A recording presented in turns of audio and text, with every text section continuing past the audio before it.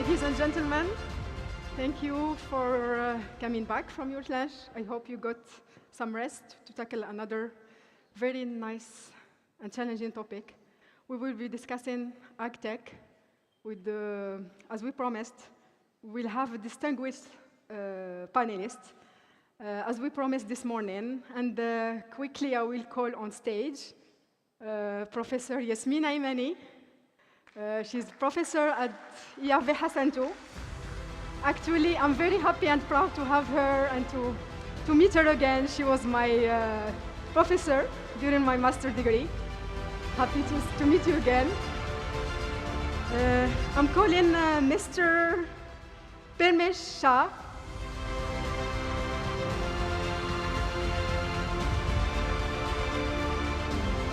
Mr. Ken Lohanto.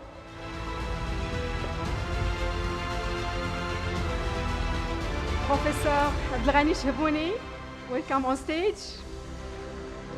He's professor at the College of Agriculture, leading CRSA program.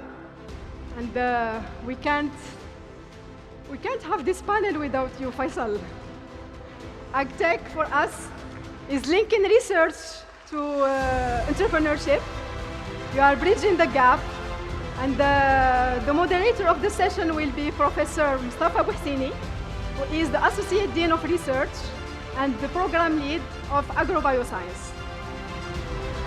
And he is an entomologist. Yeah. So you have Professor Bouhsini to moderate. I will join my colleagues on the other side. Thank you and welcome. Well, thank you so much for being here with us to discuss a very important subject, which is the AgriTech and digital ag in general.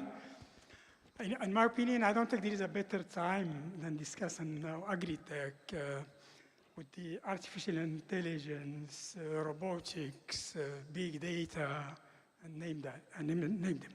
So it's really all what's basically required for better productivity, efficiency of agriculture, basically. Are we on the right track? Is that what's really happening, or that's what's going to happen? Or we're still faced with, some challenges, like the cost of drones, probably sensors cost as well. Regulations may not be available in some of the countries, probably to fly drones, et cetera, et cetera. And this is what we'll really discover with our panelists today. And the way we set up, or we designed this session today, we'll look at the AgriTech at the global stage, and we have the privilege to have our colleague, Dr. Permesh, from the World Bank, giving us really what's really happening for AgriTech at the global level. Then we'll have Dr. Ken from FAO, giving us the status of AgriTech in Africa. And then, of course, we have our colleague Faisal Sahbawi from UM6P telling us about really Morocco.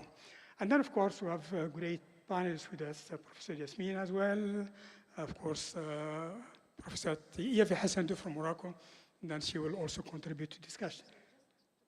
Yeah. Add something. Excuse me, just effectively, I'm professor at IAV Hassan II, but I'm now here today as the representative of the digital pole of the Ministry of Agriculture. Thank you. Thank you so much for this clarification. And then, of course, we have our colleague, Professor Abdelghani Shehbouni. He's the lead in remote sensing center here at UM6P.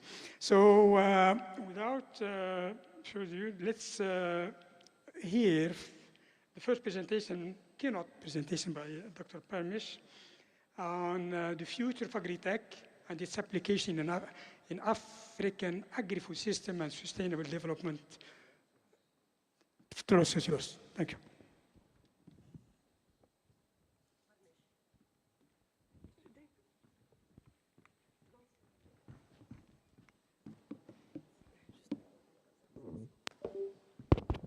Thank you very much. It's great to be here It's great to meet all of you today here. This is a very exciting time in the whole area of data, digital agriculture, and innovation all over the world. Post-COVID, the amount of innovation which is happening in this area has almost tripled. Before COVID, people thought that they could avoid dealing with data, digital technologies, and innovation which is happening. In fact, in your own life, if you see how your life has changed digitally after COVID, it is remarkable. And same thing is true about agriculture as well. So I will give you a flavor of what's happening in the world and in Africa, and give you some examples of what's happening in this field. And I think it's the conversation which will bring a lot of issues together. So basically, there are three things which are involved in developing of this agro-food system being transformed digitally. The first is data, because the amount of data available now is almost quadrupled from agriculture, whether it's data from farmers, enterprises, from satellites, from sensors. The data is quite available. The second is the innovation ecosystem. And third is the institutional ecosystem, which makes data and innovation produce outcomes. Because if you don't have institutions which know how to handle data and innovation, no agriculture food system will transform. Now, if you look at the whole agriculture value chain, it is not only the farmers who get affected by that. It's the whole value chain, the suppliers of commodities, inputs. It's the farmers, the processors, distributors, retailers, consumers. So this AgTech and digital technology has the potential to transform across the whole value chain, and the full impacts are felt if you are able to really work across the value chain. And if we just do AgTech solutions in one part of the value chain, it will not have the full impact.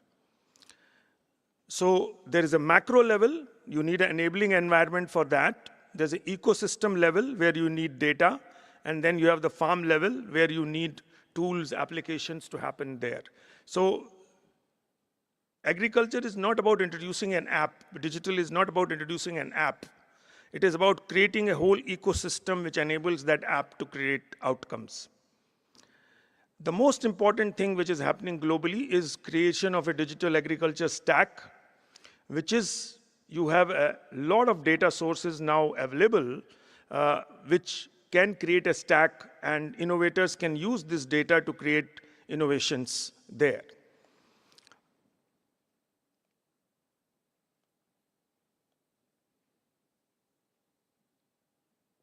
So the technology landscape, as you see, has a lot of things, and the latest to enter this is the artificial intelligence. I will talk about this landscape a little bit later on. So key themes which are getting affected because of AgTech are soil fertility, which we talked in the morning, farmer advisory services, digital farms and farmer registries, digital agriculture roadmaps, traceability for key commodities. You know, Europe is introducing a lot of regulations that it will take only crops which have certain environmental and sustainable characters. Even the farmers in Morocco are affected by that.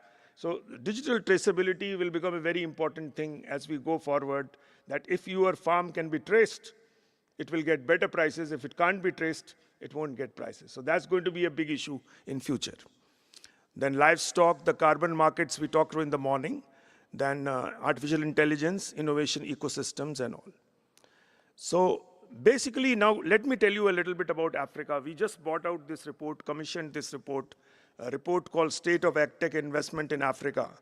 It shows that there is now a total investment has now $1.56 billion in AgTech in Africa. It's not a small sector any longer. And what you see is the landscape. If you see, there is no country in Africa which does not have AgTech startups. It's a very pervasive system whereby a lot of innovators who are working in the technology field are entering agriculture, and a lot of agriculture innovators are entering technology. So this is a very, very crowded space now in Africa. 800 total startups working in Africa itself.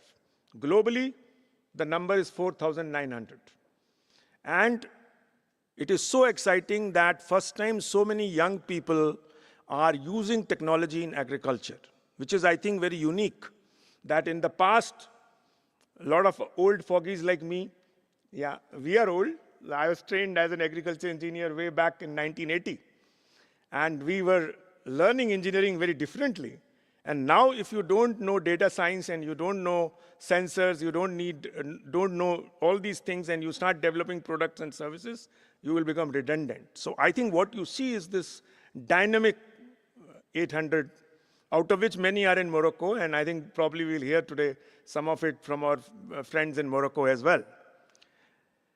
Total 500 commercial and concessional funders active in the agriculture sector in Africa. So there's funders also available, risk capital, the venture capitalists also in this field in Africa. So give you some landscape of how it is situated, the number 800. Largest number is in Nigeria, 276. The next is Kenya, 181. Then comes Ghana. Then comes Morocco.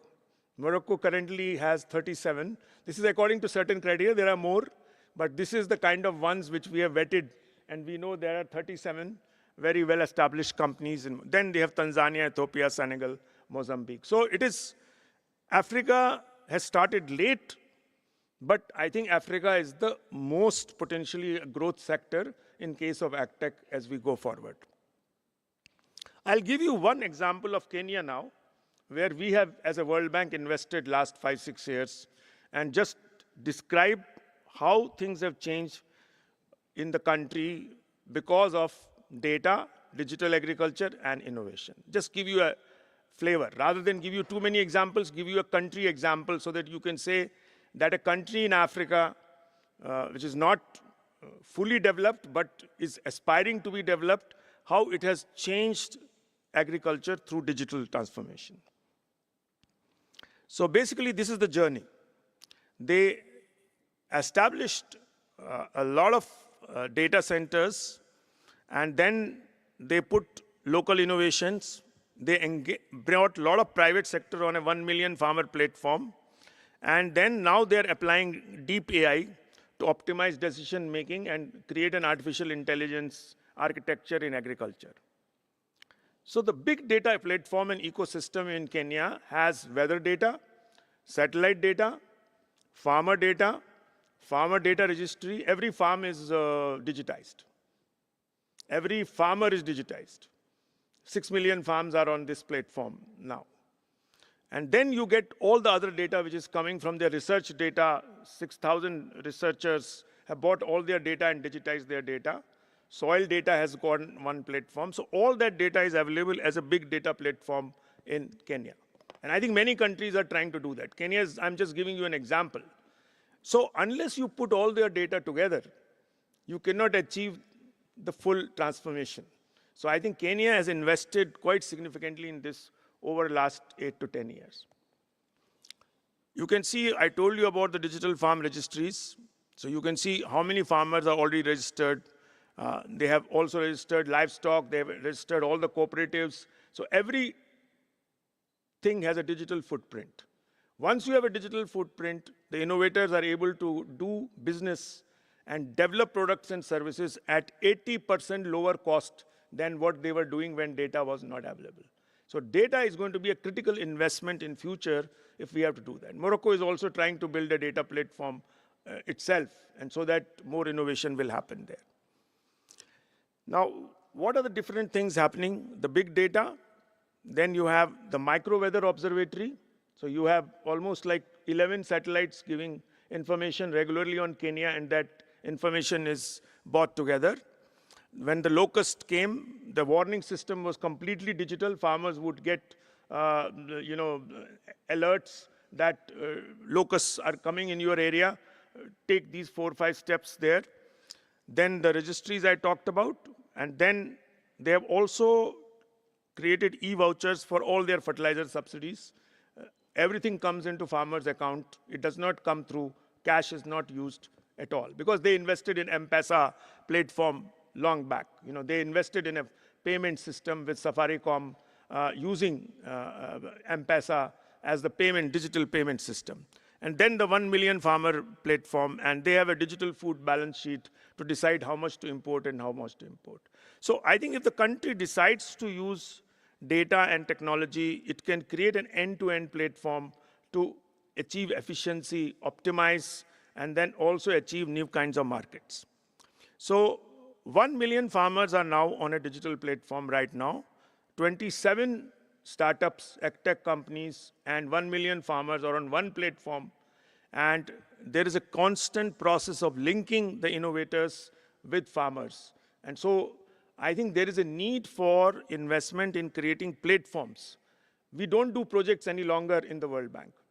We invest in platforms and ecosystems. Because project was an old way of doing things. Project would be done and it would go away. Platforms and ecosystems are where a lot of stakeholders continue to work on the problem all the time. That's very important. So I told you 1 million, we have 600 technologies digitized, and we have many investments being made as a result of this. Give you some example. One of the famous examples is Hello Tractor. You may have heard about it. It's becoming now an international AgTech company, but starting from Nigeria and Kenya. This is the first example where an African startup starting from Africa goes global. And that is the sign of things to come. There is nothing sacrosanct about technologies only coming from USA and then going to other countries. This is a very good example. Very simple thing. So basically, every tractor is now has a GPS device. So every tractor has fitted with a GPS device so that you know where the tractor is, what the tractor is doing, and then you have an Uber-like platform for smallholders to access the tractor. There are a lot of drivers now running the tractors. Previously, tractor utilization in Kenya and Nigeria used to be 30%, and now it's almost full, because everyone is able to use the tractor all the time, especially smallholders. This is a very unique kind of a model in which number of tractor financing also has increased significantly because of that. So as we know that the mechanization is the biggest challenge, someone talked in the morning that labor productivity in Africa is low. So if you increase the utilization of tractor in Africa, productivity goes up by 36% very quickly. But you need a digital platform like using the Uber platform, a GPS device, and tractor owners themselves earning more money, drivers earning more money, and farmers getting services in time. This is one example of how you use the old age problem of mechanization to be solved through digital means. A lot of training. They have also opened physical centers of farmers being trained through mechanization. So everything doesn't get solved by digital. You need physical and digital to go together. Farmers are in very remote areas. You won't solve the problems by just introducing an app. You will have to provide a physical footprint along with that. So they are using it for inputs, implements, so it's not just tractors. Now the same model is being used for inputs and lots of other things. Just give you an example of how if the world over, all the tractors were fitted with a GPS device, the productivity will go up by 36%. And that's a very remarkable issue, that old problem solved by new technology. Impact very clearly, you have huge amount of increase in income for farmer, almost 138% increase in income per farmer if you use all these things together. Very good example. Now we have another one called Kuza Bishara in there. They are using a very simple model by which they have brought in about 10,000 agripreneurs who provide services to farmers using a digital platform. So the farmer has all the information available, and then they provide this information and create new businesses on inputs and all, and create every agripreneur is able to create services to so many farmers using that model. So again, the service delivery extension also is getting transformed if you have data available. You go to the farmer, all the data for the farmer is available to you. You are able to provide customized service to the farmer. DigiCow Africa, founded by a woman veterinarian in Kenya. So one technology person and one woman veterinarian together founded DigiCow. They have digitized all the data about cows in 17 provinces in Kenya. Once you get the data, you can tell people when your cow needs what kind of advice, nutrition, when the cow needs AI services, all those things are provided. And because of this itself, you have created almost like a 45% increase in the dairy income by just having a DigiCow kind of a platform there. The second example, very simple. Livestock have been owned by farmers for a long time. Tractors have been already there, but delivered through very inefficient kind of a ways of doing things. It has to be delivered in a more efficient and effective way where you can find the farmer fast, deliver precision services very quickly. Now, another one this. I'm giving you an example of a woman, Valentine Barasa, banana farmer in Trans Nzoia County in Kenya. She's a member of a banana organization, producer organization. Her sales have increased 150%, and market prices increased 63% through same kind of a model when she becomes part of a digital platform. Now, it's not true that you deliver only digital, but solar-powered smart irrigation solutions, plug and play, where you can use solar solution in a mobile kind of a way. You say, I need a solar solution, and there's a portable kind of a device, the Sun Culture, which has won many awards, and it is working now in 19 countries to provide mobile solar solutions to farmers. Small farmers do not get the same kind of technology which large farmer uses. You have to bundle it, reduce it, make it smaller, and then make it accessible in a different way. Acre Africa, again, same problem being, same service being delivered through insurance. Millions of farmers coming into the insurance by using a digital platform. So again, it's not just one service, but you can bring a range of services together in a different kind of way. Now, South Africa, we see a lot of work on aerobotics, pest and disease detection using drones and artificial intelligence.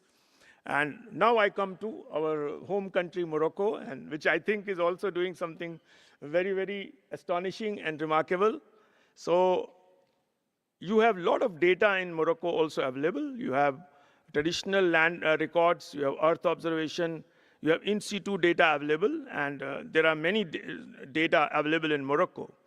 Now you have total 37 companies, as I said, and a lot of them are working on drone and automation innovation. They are working on climate smart and tech-enabled advisory services. They are also developing smart farming and AI-driven solutions and digital market chase and supply chain solutions. Now, on Earth observation, clearly, we have a very good data set where all the water sources, farmers are being tagged in Morocco, and soil monitoring is being done in that way. Use case, clearly, CGMS Morocco, crop growth monitoring system in Morocco, using a lot of data and digital solutions in a very effective way. Very effective platform. I have seen its performance on the ground also. And so I'm not going to give you more detail. It uses vegetation-based indexes and a lot of meteorological data. So there are a lot of ag data providers now who have developed solutions, unique solutions in Morocco there. I will just take Sowit, but please don't, I am not favoring Sowit or anything. I'm just using it as an example. There are many others like Sowit here. Our IFC, our private sector arm, has invested in Sowit, and it has found that we can invest and take equity in Sowit at this stage. So Sowit has in situ observations for precision agriculture. A lot of people collect data and then they digitize it and it's available there. Then they also collect a lot of data on many variables. They also have sensors, IoT sensors, their irrigation optimization. And now, let me come to, I'll end my thing by showing some of the things which are happening all over the world. There are digital ag roadmaps being developed by many countries now, which means they are saying how we will work on digital in the next 5 to 10 years. It's not important to just have apps and not have a plan.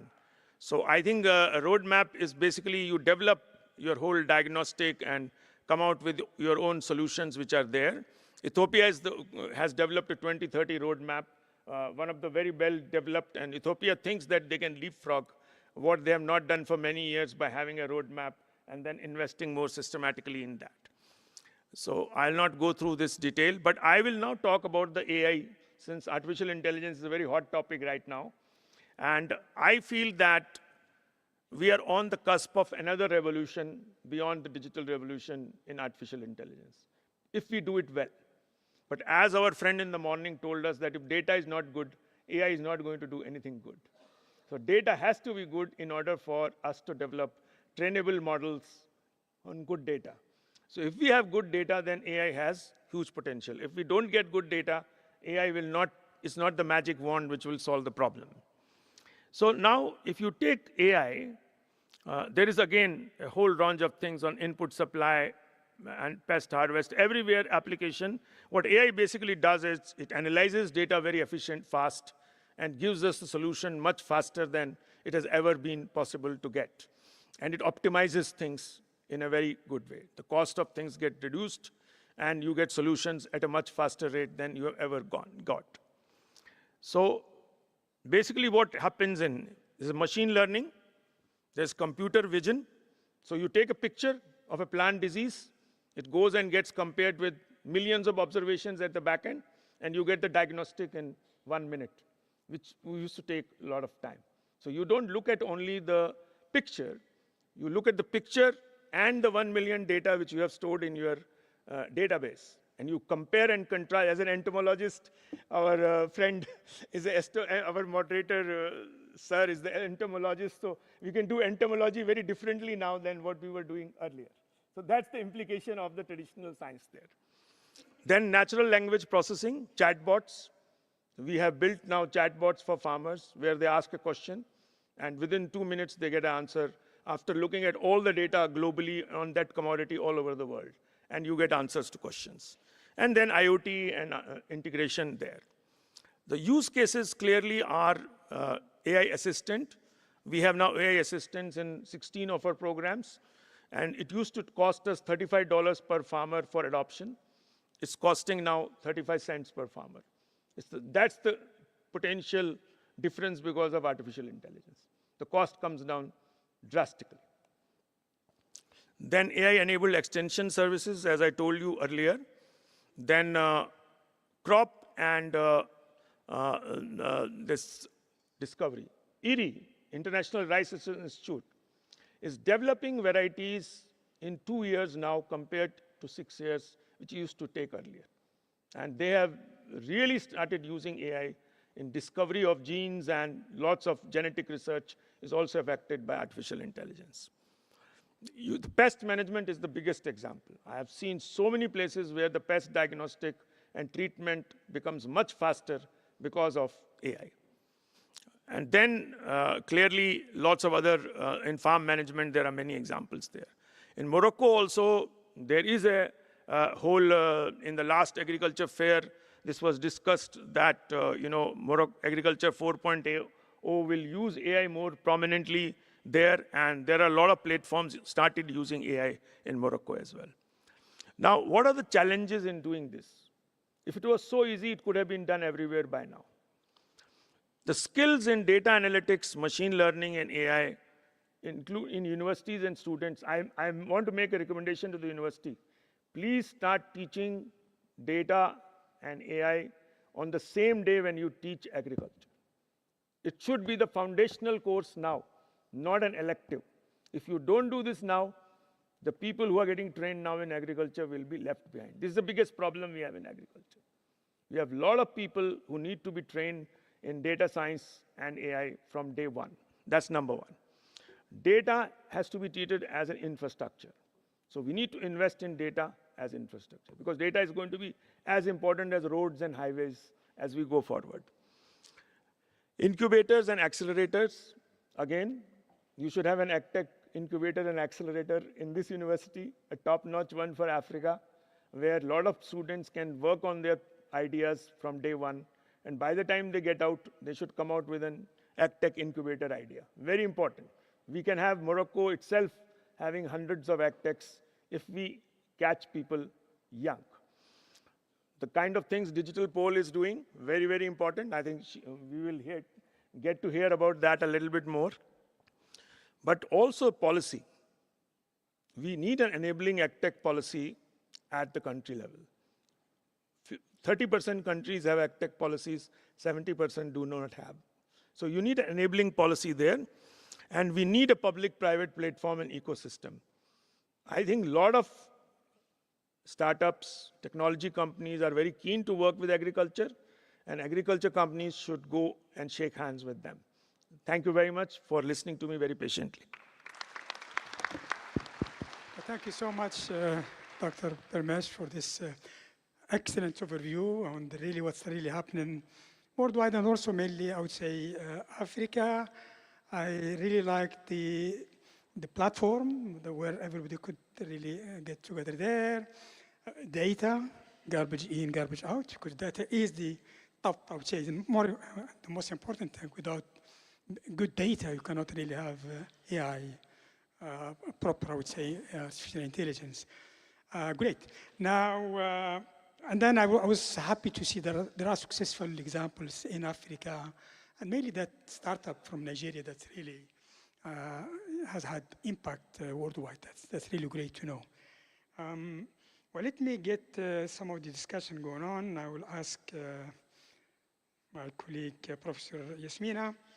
Of course, as we've heard, AgriTech promises really improved productivity, sustainability, etc. Do you think we are in Morocco? Are we ready really for large-scale adoption of AgTech so that we move into this direction of really increasing productivity, sustainability, etc.? I have it. Thank you very much. Donc, I would like first to thank the organization committee for inviting the Digital Pole to attend this very important event. As you have asking me, what are the barriers or constraints that still step the development of the digital agricultural sector in Morocco? I would like first, if you allow me, to talk before talking about the constraint, talking about the enable environment, because before talking to constraint, we also talk about the positive things. So as the Digital Pole is a new structure that has been created by the Ministry of Agriculture to support and coordinate the digital development of the agricultural sector, we have performed a mapping of what we have as startup, as technologies, as solution for the development of the agricultural sectors. You have pointed a figure. You said that we have like 37 startups. We have mapped even more startups that works in the field. So we have performed that mapping, trying to analyze the situation regarding what kind of solutions we have, what type of solution we have, regarding which agricultural chain values in every region of Morocco. And we found that we have quite a lot of solutions. But I will come to the constraint later. Also, as the Digital Pole is the main, is the main entity that has been mandated by the Ministry of Agriculture to work on the digital sector. We are working very close with all the development agencies, like the advisory services, like the Agency of Agricultural Development, like the regional sector, regional agency of the Ministry of Agriculture, and we are working very close with the farmers. And we see that the farmers, and especially the young farmers, are willing to adopt the technology. They are very willing to adopt it. They want the technology, but they want a technology that is affordable. They want a technology that is tailored to their needs. Because when you see the different solutions that are developed, it's not always that they match with the needs that farmers have. This is one point. Then, if we talk about the different barriers or constraints that exist, we can see that globally they are the same. Looking to Africa, looking to other countries, or maybe looking to Asia, looking to environments that are similarly closer than us, we see that there is maybe some lack in infrastructure, in connectivity, that enhance maybe the technology to be fully adopted. We can also see that there is also a kind of lack in digital literacy. People need to be educated. People need to be formed on the digital, and that joins what you have said about all that capacity building in digital, giving people skills in digital, and also the financing and the money, because people in Morocco, farmers, and especially small farmers, I'm not talking about big companies that are already adopted the technology, that are already using the technology. I'm talking about the small farmers, that we need to bring the technology to them, and we need to give them a technology that is tailored to their needs. And this is why I may come to the main barrier, I think, that we have been studying in the digital pole and knowing about it through the different benchmark analyses we have been performed, is the gap that still exists between the solutions that have been developed. There's many AgriTech challenges that have developed all across the country by universities or so. We have a lot of solutions, but those solutions are not brought to the farm. They are not brought to the farmers. They are not tested in real environments. And this is a real gap, I think. This is something that we really need to work on. And this is why our main missions in the digital pole are three main missions. One is about the technologies, about platforms, about data-driven solution, about APIs that bring to the farmers information to take a decision-driven, driven decision. Education, which is our main mission. We have a mission of educating people about building capacities. And then we have a third mission and a third big program, which is to develop and enable starters to test and demonstrate the solution on the ground. Thank you. Thank you so much, Professor Yasmina. This is wonderful. I really liked, of course, all of us need to develop institutions, universities, etc., need to develop solutions for the small farmers, because we cannot. So far, the AgriTech, I think that's what everybody says is targeted. So far, big farmers are benefiting. And so really should put a lot of effort, I would say, to make it affordable to small farmers as well. I liked also, of course, education. Educate farmers so that they can use the technologies. Now, let me move to here what's the remote sensing could do, really for scale up, to make the technology probably affordable, etc.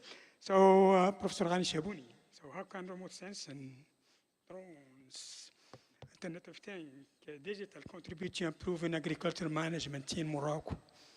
Please.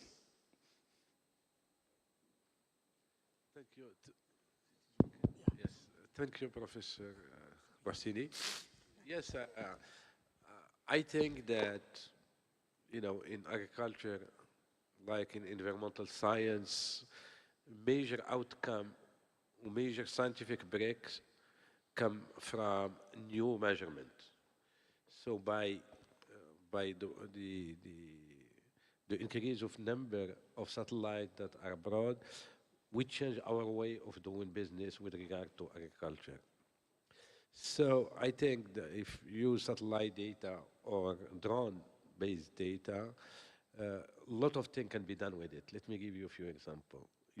We can manage fertilization in very appropriate way. This is what we call variable rate fertilization. So the fertilization will not given homogeneously to the field, but it will take into account the heterogeneity within the field and among the field to provide this.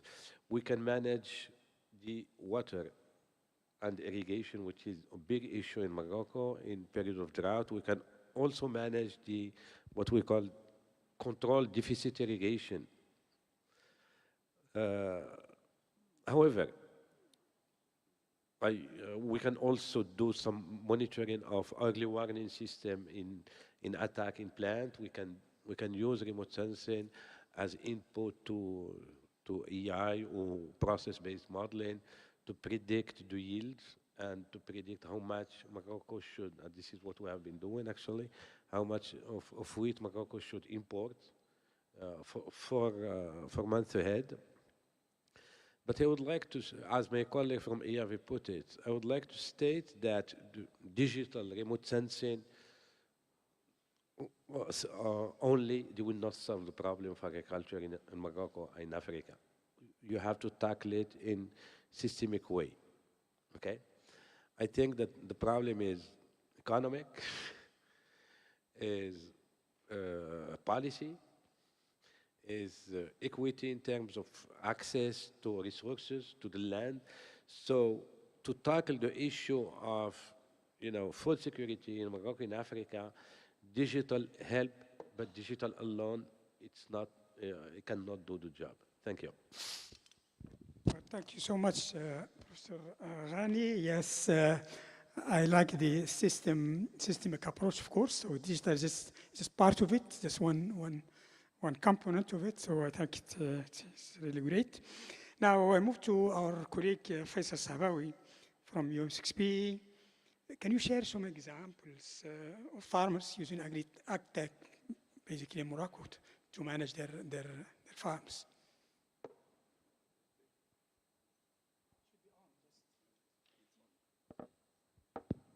It's on. Thank you so much, Professor Bassini, for the question, and thank you for the invitation and the opportunity to share with you what we are doing within the AgTech Center in the UM6P and in AgriEdge. So about the question, I want to just add something about what it was about the first question. We have gap, and we have also in Morocco, we should work differently with smallholder farmers and with big farmers. Because for big farmers, they are looking not for affordable tools, not for affordable costs, but they are looking for competitivity. And when the competitivity is here, they are ready to pay the price that is here. But for the smallholder farmers, they don't have the funding that's allowing them to also use AgTech tools. And for this population, maybe here there is another reflection, and there is the population where it's a little bit complicated to talk about AgTech for this farmer population. From our side, we worked a lot with farmers here in Morocco, and we worked in three axes. The first one is about the fertilization, the resident fertilization. Professor Shehboni talked about using satellites to better fertilize the farm. And we have a use case with one of the big farmers that we have here in Morocco called Les Domaines Agricoles, which with them we developed tools called NPK index. And these tools, it was a result of applied research. It was research between the UM6P and Les Domaines Agricoles. And the idea behind is how to optimize the fertilization of wheat and for corn by reducing the nitrogen and by using the use of nitrogen. And they are looking also to have better production, not just reducing the nitrogen, but have better production. And the results that we got with them, that we can reduce by 20% the quantity of nitrogen for cereals and have production higher by 24%. And when we talk about competitivity and we have this kind of numbers, they are ready to move forward. The second project we did in collaboration with CMGP. CMGP is one of the big irrigation equipment here in Morocco. It was around irrigation. How could we? So the CMGP, what they are doing, they are working with farmers in drip-to-drip irrigation. And the idea for this collaboration is how to add the digital tools to this kind of irrigation. And we worked with them, and we developed together a system where we combined IoT sensors and satellite images.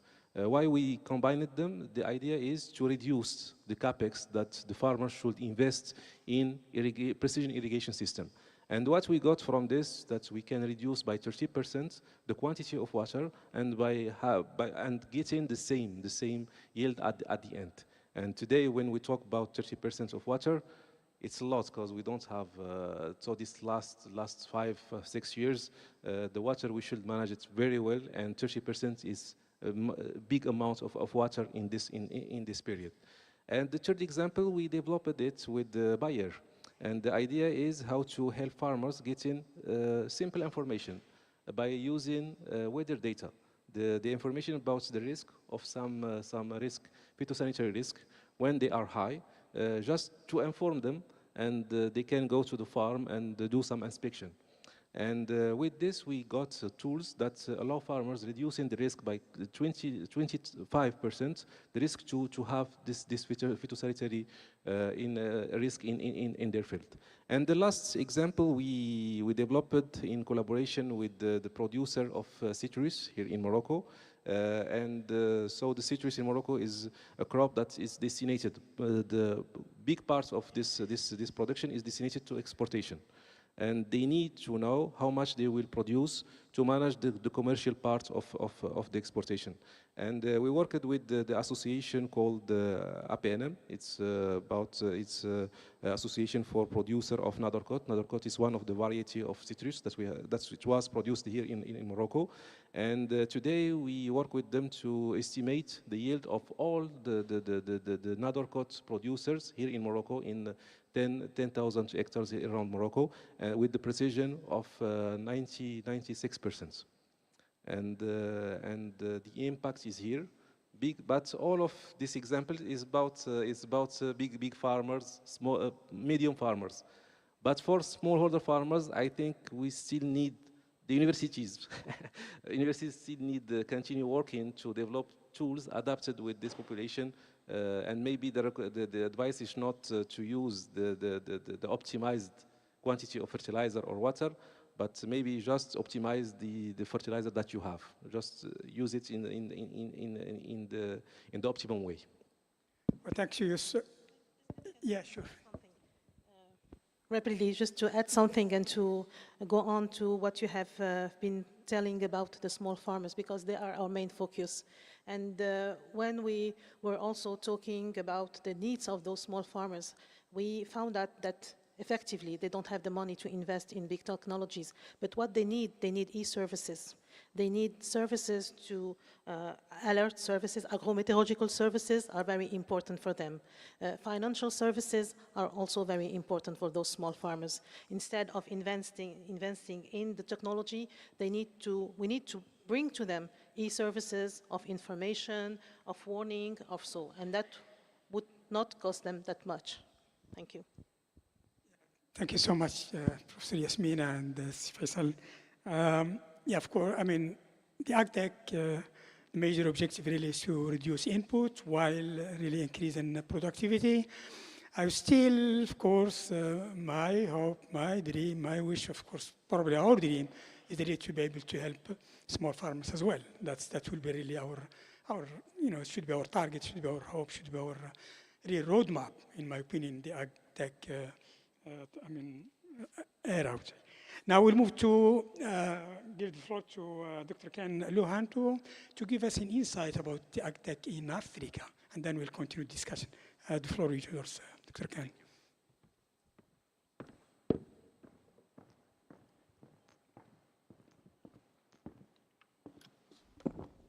Thank you very much for the opportunity.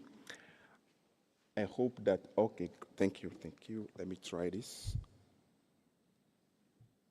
Okay. Yeah, okay. Thank you very much. It is a pleasure to be here, to be with you. My first time at this very nice university, and I'm enjoying very much. So I would like to thank the organizers for having invited me and for having invited FAO for this initiative. So I work for the regional office for FAO in Africa. FAO is the Food and Agriculture Organization of the United Nations, and we support countries all over the world, basically, to improve food security and to support then agricultural development. And digital technologies, AgTech, or digital agriculture, as we say, are very important for FAO.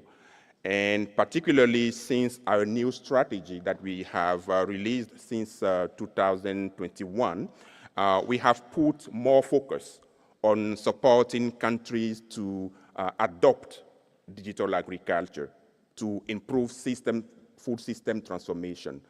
Also because we have seen that for example, the COVID pandemic, we have seen how digital technologies have been very strongly supporting countries, supporting stakeholders to a bit face the harshness of the lockdowns and the difficulty that we had in that period.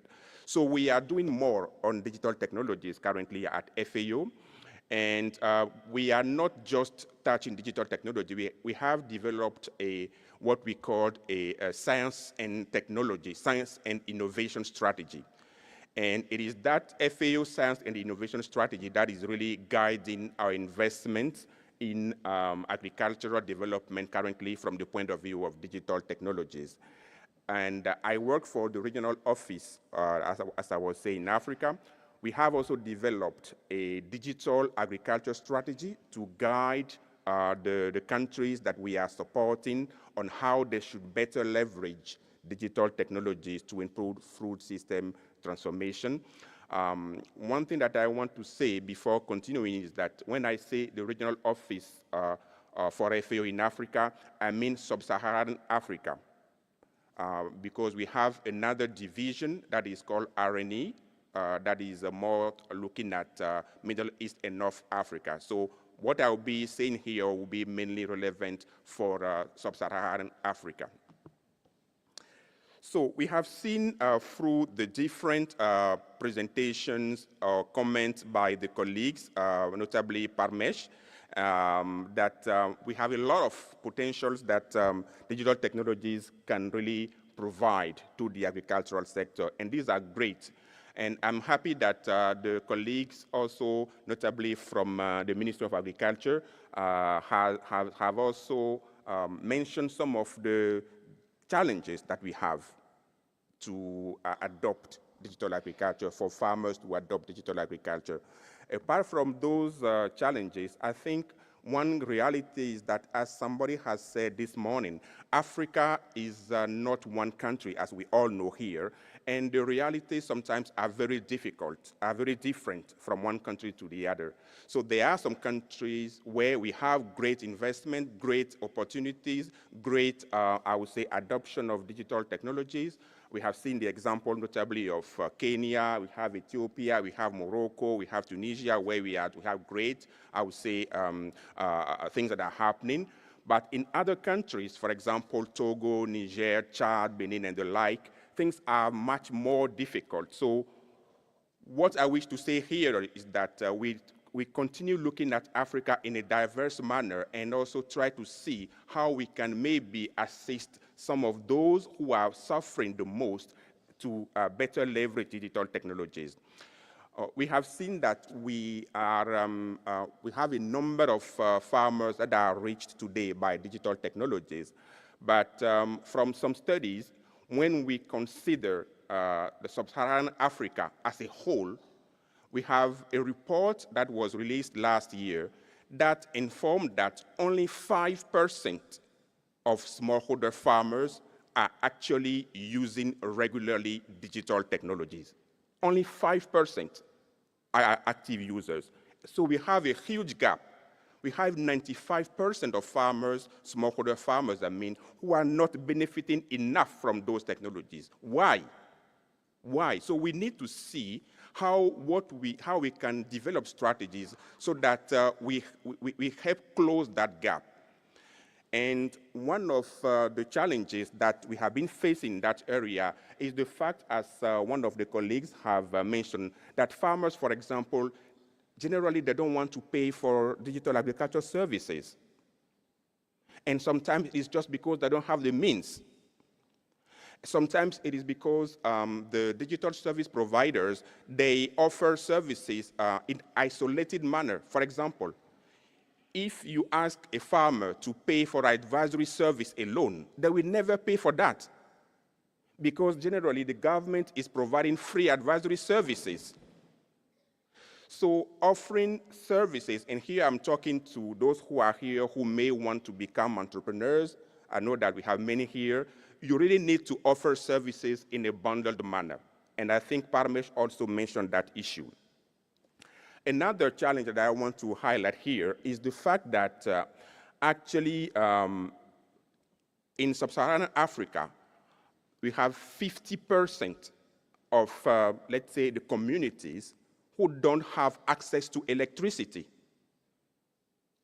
Maybe one town or one village in two does not have access to electricity or does not have reliable electricity. So these are systemic and fundamental problems that we also need to look at.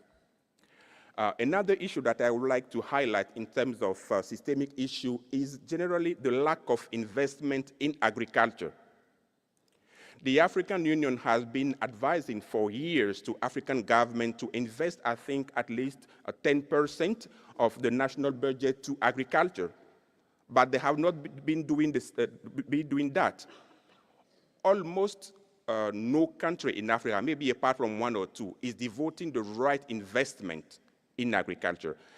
And when you don't invest that level of investment in agriculture, you will never develop digital agriculture, because it's not a problem of digital agriculture. It is a development problem. It is an economic problem. So first of all, you need to invest in that whole sector of agriculture before you can really develop naturally, actually, digital agriculture. So these are points that are very important that I wanted to highlight. Then I would like to give you some examples of things that FAO has been doing in some of the African countries. For example, we did a study 2 years ago to see how we have been supporting countries. And we have seen that most of our activities are addressing actually one thing that has been mentioned several times here, which is data analytics for agriculture policy making, for agriculture policy implementation. And this is an important area when we are talking today about artificial intelligence. If you don't have data, you cannot have it. Data is like the compost or even the fertilizer of artificial intelligence, of digital agriculture. We have been also consistently supporting countries on advisory services, which is, more or less natural, because this is maybe where farmers need most our support. Market access, smart farming, digital financial services, and actually the figure that you are seeing there and the graph that you are seeing there are also illustrating the main use cases of digital agriculture that we have in Africa as a whole. FAO has also been doing a lot of activity in terms of supporting countries to have tools so that they face emergencies, food emergencies, more effectively. We know that, unfortunately, in our countries, we have a lot of conflict, okay? And in many cases, our communities, they are facing food crisis. Digital technologies are also being used in that framework, and we are doing a lot of that. Climate change issues, developing systems to help face them. This is also a very important area that we should also look at, and we are trying to do that a bit at FAO level. I quickly want to mention one initiative that we have been working on that we call the Digital Village Initiative. It is a way to help accelerate the adoption of digital technologies at the level of communities. So we have been working in 10 countries, not at the same, I would say, with the same strength in each country, depending on various opportunities. We are leveraging digital tools to support productivity, market access, rural transformation. 3 countries where we are doing the most these days are, for example, Malawi, Rwanda, and Zimbabwe, where we are also, for example, training extension officers on how they can leverage tools like ChatGPT, so generative AI, so that they can better respond to the farmers' need, the farmers' queries. And also, we have in Morocco here and in North Africa more generally, as I was saying, we have the division that is called RNE, and they have been also doing a number of activities in the framework of the Digital Village Initiative. So I think they have been collaborating with the Ministry of Agriculture of Morocco, and maybe they can talk more about that. So to finish with, I see that the moderator is making some sign to me. So to finish with, I would like to just highlight one last point, which is that as we are here at a university, I think we need to see how universities should better collaborate with the industry and also with the policymakers so that we strengthen how we leverage digital technology into AgTech. We need to improve, basically, the national system of innovation, and also we need to better startups. And it is only on those conditions that we can effectively leverage tools to support the farmers so that we don't let anybody behind. We don't leave anybody behind. Thank you very much. Thank you so much, Dr. Khan, for this insightful presentation. Good diagnostic, I would say, of the African, I would say, challenges in agriculture in general, not much really investment. That's really, I would say, the biggest challenge.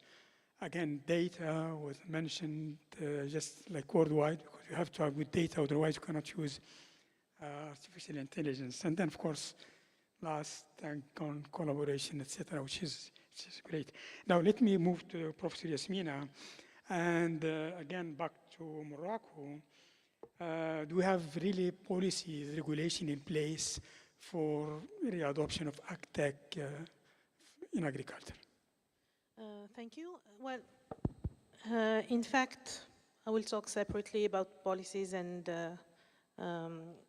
laws or instrumental laws. But first, talking about policies, I would rather talk about strategies than policies. And then I would like to come back to the actual development strategy of the agricultural sector. I don't know if all of you are aware of it, but it's the new green generation strategy that is based on 2 pillars. One pillar is for the human development, while the second one is related to the sustainable development of the agricultural chain values. But when we look closer and deeper to this green generation strategy, we see that it gives a very important place to the AgriTech and to the innovation. And it is important to see that among the KPIs of the green generation strategy is to connect 2 million farmers. It is also to give to each development program of each agricultural chain value a dimension of AgriTech. It is also to look and to think about enhancing the Agricultural Development Fund by incentive for the farmers to adopt the AgriTech.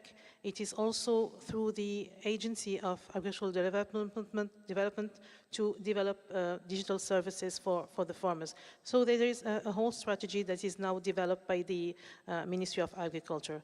Additionally, I'm talking about the Ministry of Agriculture, but there is also that whole national digital strategy in Morocco that is now being developed, the National Morocco, Digital Morocco 2030, which aims to realize the digital transformation of the country. And in the Ministry of Agriculture, we are the first ministry to create a new governance dedicated to the digital sector and to the digital transformation of the sector through the digital pole. So it is very important to mention that we have this new governance that is dedicated to the digital sector and to the transformation. The digital pole has the mandate to coordinate and to support this digital transformation. So we are acting with the whole ecosystem, with the public sector, with the private sector. And now, talking about the laws, I know that there is still many enhancements, many barriers to the deployment of some techniques like the use of drones, but also the digital transformation is also based on data. And in the Ministry of Agriculture, we are also developing what we are calling the RNA, which is the National Register of Farmers, so that each farmer has to be registered to this RNA to be able to get funds or so. And here we are also protecting the farmer's identity and the farmer's right to the data, which is very important. We are talking about data, we are talking about the digital and the use of the data, but we also need to consider that right of the people, right of the farmers to protect their own data, and it's very important to mention. And in that sense, we are following all the national rules, national regulation about data protection. Thank you so much, Professor Yasmina. And it's nice to know that, of course, the green generation, there is a strategy, of course, on digitalization in Morocco. And it was nice to hear from Ken as well, if he was helping some of the African countries to develop a roadmap for their digital ag, which is just nice to have that in the strategy. Now, Dr. Permish, what about worldwide in terms of regulation policies for the use of AgTech? What about regulation and policies, worldwide, basically, for the use of digital ag, basically? I think what you need is a mix of enablers and regulations. Because if something is created up to a stage, then regulations are there. All the developments which happened in technology all over the world happened because there was a loose regulation in the beginning. I think in agriculture as a sector is a very regulated sector already. So if you regulate agriculture and then you regulate technology, then you will not get the innovation there. But having said that, I think first part is the data part. You have to have a policy on data, on how people will share data, how they will access data, how they will analyze data, and all the data privacy issues which Yasin is also talking about. So you have to have a regulation on the data side. The second is on the services side. A lot of digital financial services are very important. Farmers' access to finance is low because we haven't given them the access to digital finance. The kind of services we get in an urban area digitally, they are not available to farmers in the rural areas. Because of connectivity, many issues are there. So I think having a policy which allows farmers' risk profile to be available in form of a credit score or a financial score through which anyone can invest more in them is required. Now we are investing in Africa in a credit score for, we talked about smallholder farmers, because everyone perceives smallholder farmers as risky. They think there's a lot of risk in investing in smallholder farmers. Second is developing a product for smallholder farmer costs 3 times more money than it costs for a large farmer, if you take that. These two are bigger constraints why the things don't go to small. So I think you need a platform by which digital financial services regulations. We are working with a number of banks, central banks, so that they develop a sandbox in which you can develop products for smallholder farmers there. So regulation and sandbox.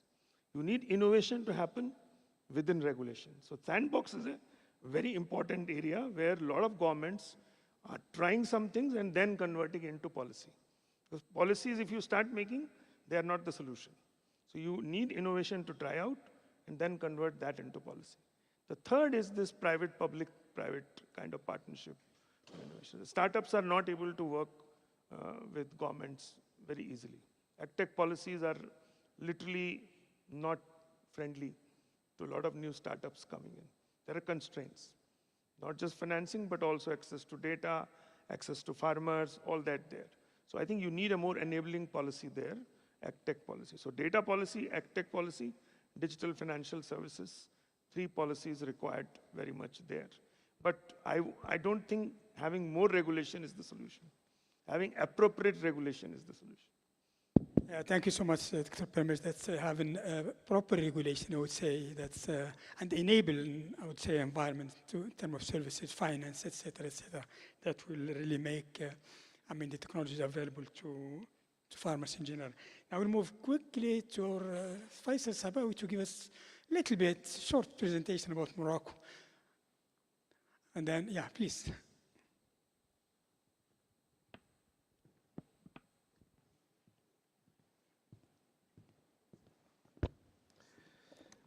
Thank you so much. So this part is not about all Morocco, but is just about use case developed within the OCP and the UM6P ecosystem.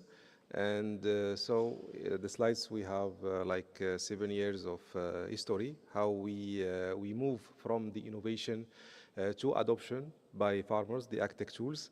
I will try to present it in less than 10 minutes, taking less than 10 minutes. So 2017, when we talk about AgTech in Morocco, we are linking it with the use of drone. And a lot of farmers and big holder farmers, they start importing or using drones to do some inspection, but not in really without going deeply on what we can get from drones. And also the 2017, a lot of farmers start importing tools coming from outside Morocco. And the image that I put here is when you ask Google about AgTech in Morocco, you have the first image about using drones. And the drones here is drones for movies. I don't think that is adapted for agriculture. And the second part is coming from big farmers that we have here in Morocco that starts using some tools coming from outside Morocco, and he got advices about nitrogen for wheat, and the number that you have here is he has to use 100 units per hectare, 100 units of nitrogen, and this quantity is very high, taking into account the context of Morocco. And the challenges that we identified in 2017 is two challenges. The first one is the low awareness of technologies benefits among farmers. So AgTech is equal to drone. And the second one is we start importing tools, but at every time and in lots of time, we found that these tools, they are giving advices that is not adapted with the local context. And all of this, it started by farmers that they have very high technicity to start talking about digitalization. In this context, and thanks to the OCP entrepreneurship program that it was launched by the chairman of OCP in 2017, we launched an initiative called AgriEdge. And the idea behind this and the goal for this initiative is how to develop some tailor-made AgTech solution for Moroccan farmers, how to adapt what we have outside Morocco with the local context. And here we have two choices. The first one is importing tools from outside and working on calibrating them with the local context. But this way is a little bit costly. This is the first challenge. And the second one, that we will not have the agility to adapt not have the agility to add all our constraints on these tools. It's like we developed something in the office and we go with it to the farm, and we ask the farm and farmers to fit with these tools. And so it's a little bit complicated to have someone buying this and fitting with tools. And this is why we launched this initiative with the idea is to go to the farm, understand the problem that we should resolve, and after that we fit the tools to the farm context and the farm problems. And to start this and to do this, we started by organizing the Agri-Analytics Days. It was a scientific symposium that it was organized here in 2017 and 2018. And the idea is to do some benchmarking, global solution, and to see what we have outside Morocco and also what we have here in Morocco, and to understand not just from experts what we mean by AgTech, but also from farmers what they need and how could the AgTech help to answer their need. And the idea is to do some exploration, global exploration about the AgTech tools, the AgTech trends, and also to know and also to confirm the decision that is important to have some to develop tools to develop from scratch the tools from scratch. Thanks to these events, and also from these events, we discover that the gap that we have between the laboratory, the universities, and the farm is very huge. I think it was evaluated by some experts by 10 years of gap, and it means that the huge work that we need to do is to create some bridge between the universities and what we have within the universities and what we have on the field. And here maybe this is the role of startups, especially startups that's coming from universities ecosystem. And to move forward with the development from scratch, we worked with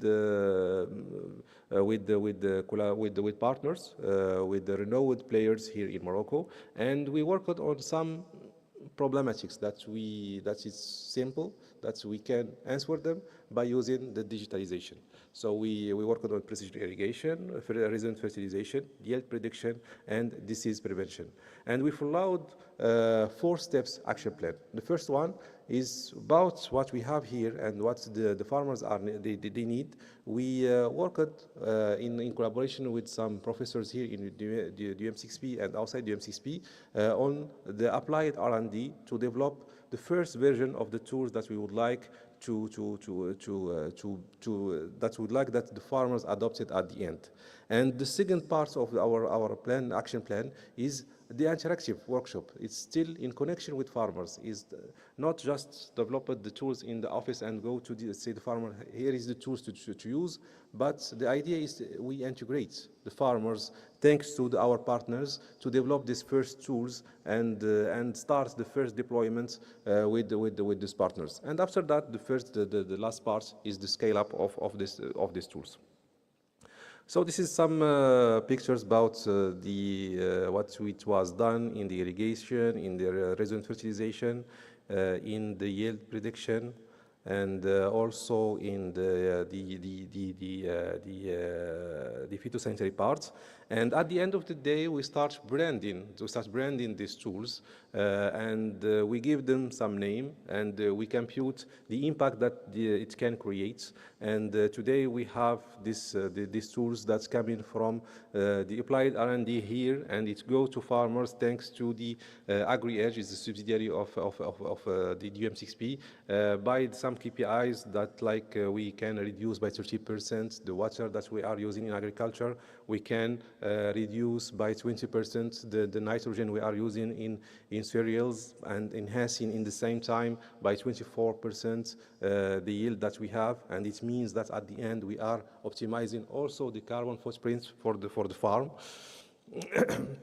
And also we facilitate the communication and the interface with the farmers, and so they have the possibility to use mobile app, web app, WhatsApp app, but we also have the possibility to communicate with farmers by using voice messages, by using text messages, and the idea is to make to facilitate the accessibility of the AgTech tools, because part of the challenges that we had during our development, that's the farmers, it's fine, he needs just the information, he needs just the advice, but he don't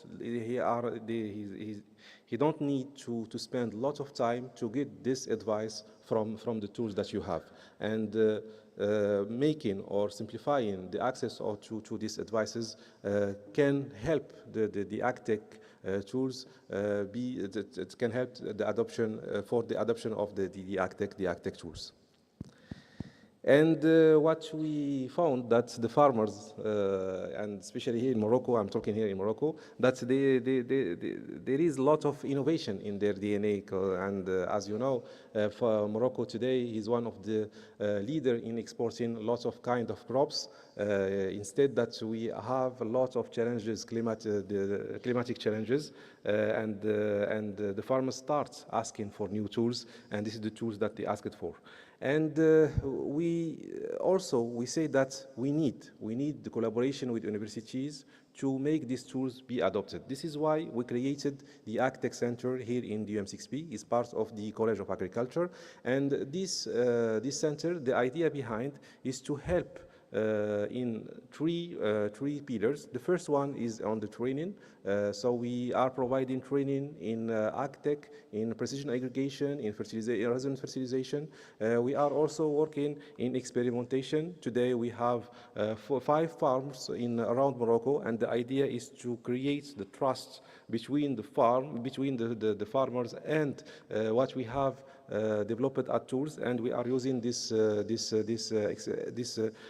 farm to show how the AgTech tools is working, and also about capacity building. And the capacity building is for farmers to know how the AgTech is working, and also for young people that they want to be in the interface between the farmers and the tools and the AgTech tools. Thank you so much, Sir Faisal. Okay, so today. Yes. I think we really run out of time. I will go just at the end, and just from this, before going at the end, I want to just by following the action plan. Today, AgriEdge, we are working with 1,900 farmers around the world, and we are supervising 2 million hectares in 14 countries, and we created subsidiaries in Canada to start exporting the AgTech that we developed here in Morocco. And I think that's what we can get from here is there is 3 pillars for the AgTech tools to be developed. The first one is understand well the farmer need. The second one is to co-develop with industrial leaders to learn from them and to complete with the digital what they have. And after that, work on the scale up. And the scale up should be worked, or we should work on it by training and also by research. Thank you so much, Faisal. Thank you so much. Yeah, giving us a few examples of the use of AgriTech in Morocco. Of course, a lot of training as well, part of UM6P efforts, which is great. Now, let me go to Dr. Parmesh and the Internet of Things sensors, connected sensors are often cited as game changers. Are they mature and accessible enough for widespread adoption worldwide? And quickly, we don't have a lot of time left, but I mean, just quick, please. If I think it's clear from the last presentation that the fact that they have been able to take it to many other countries means they are mature. I think this crop forecasting and these are very standardized applications which can be used for those commodities anywhere. So I would say 20% of it is widely applicable. The rest needs incubation, acceleration. See, the digital and the AgTech needs constant incubation and acceleration. Through AI, a lot of these things, the way we are doing, will change in next 3 years. So if you become static and you can't continuously incubate and accelerate, it becomes more difficult to do this. So I think what we need is an incubator and accelerator as a mechanism and a policy to scale whatever goes to scale.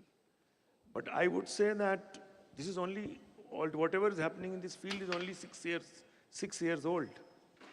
It's not like fertilizer, which we discussed in the morning. Soil fertility, where research has been happening for such a long time. The AgTech is only 5 to 6 years old. So I would say that it will take a little bit more time for these things to get. 20% is scalable. Yeah. 80% would require more effort to be scaled. I fully agree with you. I think the AgTech in general, it's just, I would say, baby compared to a lot of other agricultural, technologies, etc. So that's now, see, Professor Ghani Shehbouni. So, from what sense and specialist, from your perspective, so what is the most innovative way of using AI in agriculture management?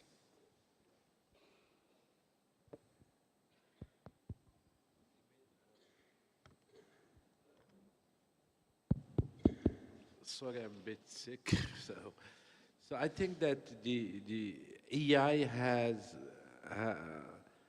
permit us to use a lot of data. Let me give you, for example, if you take hyperspectral camera with 300 band, 20 years ago, 30 years ago, we cannot analyze all the bands. So we extract one band and we compose indices and we play with it.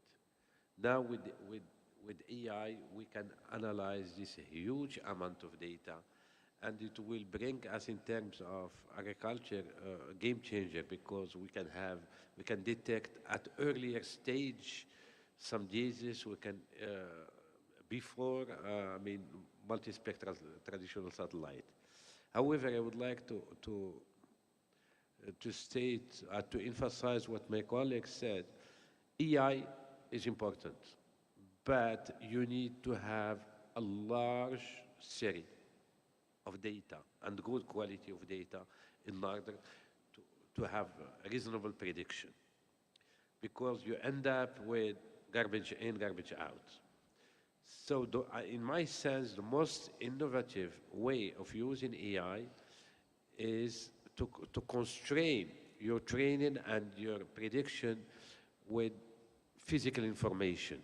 This is what we call physically informed intelligent artificial. I think this is the way of the future, and this will help us in reducing the series of the data that we need for the training. It would help us to discard some unreasonable data set. So the future, and this is what I'm trying to do in my department, is use physically informed intelligence artificial methods. Thank you very much. Yeah, please, Faisal, if you want to compliment on this. Just a comment to what Professor Shabuni said. But, generative AI, we don't need data to make it working. And if you ask it for some information, you don't need to give it lots of data to have output. And how can it help? Yes, exactly. Yeah. The data is somewhere. Yeah. Well, anyhow, I think it's good to really what he's saying. You cannot really sit in front of your computer and then predict and do all your, analysis, etc. So we have to have really proper data, because otherwise you have to generate data, exactly. Experimentation, etc., real data to feed into. What I'm trying to say that just with the generative AI, we can also use data that it's produced somewhere else than what we can produce here. That's correct. This is what I'm saying. Yeah, of course. Let's move to Dr. Khan. Are AgTech innovation economically viable for farmers now in Africa? Okay. If I understand your question well, you're asking if AgTech is viable for the farmers. The technologies, technologies. Okay. First of all, as I was... Mainly small farmers. I'm talking about small farmers again. Yeah. When I was talking some minutes ago, I was referring to the fact that farmers don't have generally the means to pay. Mm-hmm. So for them, it means that we need to develop more schemes that facilitate access of AgTech to farmers. Through, for example, contract farming schemes, where in some circumstances, it won't be necessarily the farmers who will be paying for it, but maybe those they are working with in the framework of a contract farming scheme. But of course, farmers need to pay for some AgTech. If not, the whole system won't be sustainable. So if the services that are developed are effective, then the farmer will pay for that. And what I wish also to say is that, for example, when we are in the framework of e-commerce, generally the farmers pay for that because they see immediately the effect. They can see quickly that if they use, for example, WhatsApp, they can communicate with a buyer more directly, and the buyer can procure. So for market access, e-commerce, AgTech for farmers, smallholder farmers, is viable, but it is mostly for advisory services, for example, that is more challenging. This is also why offering bundled services is key. And the last thing that I want to say is that for startups, they are facing more challenges. There was a study that was made and released last year that showed that among the farmers, the AgTech that are active, 39% of them have only reached the break-even point. So most of them have not, let's say, been successful in generating profit because they say that they are facing access to finance issues. So one solution, one of the solutions, because there is no just a single solution in this space. One solution is that public procurement is more, let's say, accessible for startups, for young startups. So in the Startups Act that many countries are developing these days, we should make sure, for example, to reserve some public procurement to the startups, to the young startups. And this will be effective and will help them, among other schemes, to have access to market, to go to market, and to be effective on the ground. Excellent, Kenneth. That would be my next question to Faisal about startup.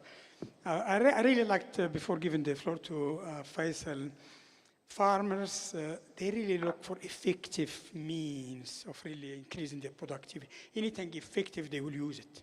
And any technology that is really effective, good, they will use it. So I like that effectiveness of the technology. Faisal, so how can you have a startup, a successful startup here developed with UM6P. So what strategy can help really startups scale up from innovation to mass adoption, basically? I don't have the startup. Quickly, 2 minutes. I don't have the startup. The startup is UM6P one. But you are involved, you are managing the startup. So I think the first part is the data. The data is a little bit costly for the startups, and maybe if we can have someone that can do this data gathering and give access to the startups, it will accelerate a lot the development of tools for the startups. The second part, I think the universities should open more their laboratory for startups.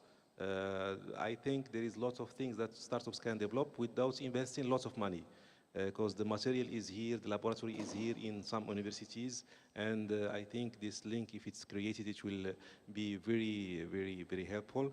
And this is the second part. And the third part, I think the startups should spend lots of time on the field.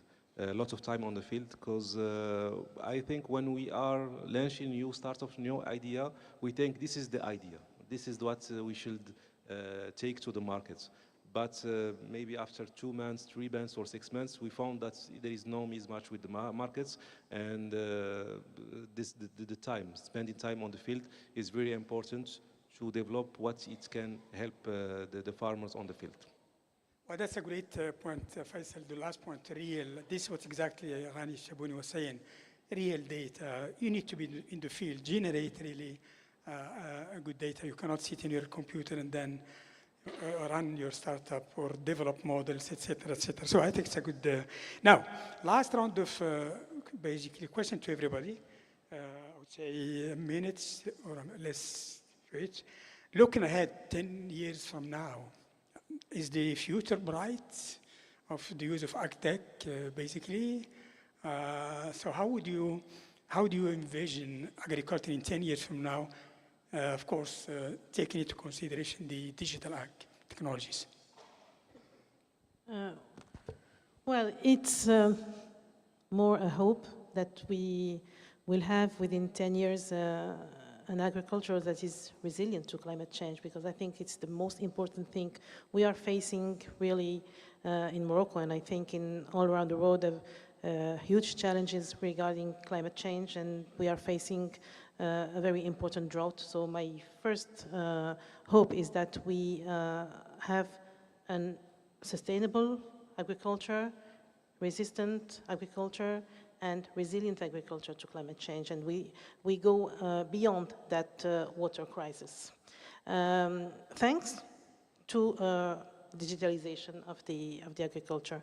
And then my hope is also to have farmers, well-being farmers, and enhance their livelihood, which is one of the key objectives of the Generation Green strategy.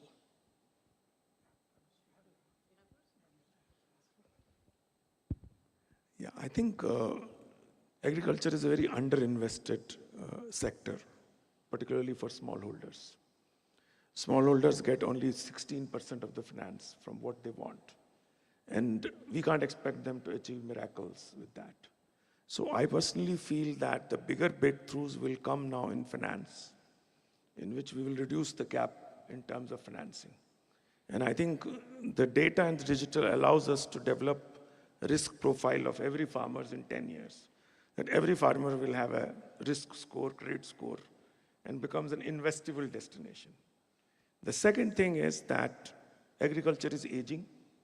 The average age of farmers is 59, 63. So only way the young people will remain interested in agriculture is through digital and data. If we don't marry these two, young people will move away from agriculture. So I have a hope that this AgTech will bring a lot of young people back into agriculture. And the final thing is the consumers. Consumers will demand more sustainable food, healthy food, and I don't think you can offer sustainable and healthy food unless you discover and make it traceable. And that's where digital and data will do that. It's not going to be easy, but it's going to grow. The sector will grow, but the challenge for how to make it inclusive for smallholders remains as the biggest developmental challenge. So in the future, what I really wish to have is to have more sustainable agri-tech startups and to have more sustainable digital agriculture services so that the farmers can also pay for that. And also in the future, I really hope that we'll have more women AgTech leaders and women, more involvement of women in AgTech, not just as an employee, but also as a leader, because for now we only have about 2% of women CEO in AgTech. And this is too bad because in agriculture we know how women are important and women know the problem of women. If we have more women AgTech leaders, then we know better what they can do so that women are more capacitated, have more opportunities to help transform agriculture on the continent. Great. Serani? Okay. So from my side, 3 points. The first one, in 10 years, I think each farmer will go use his mobile phone before going to the farm.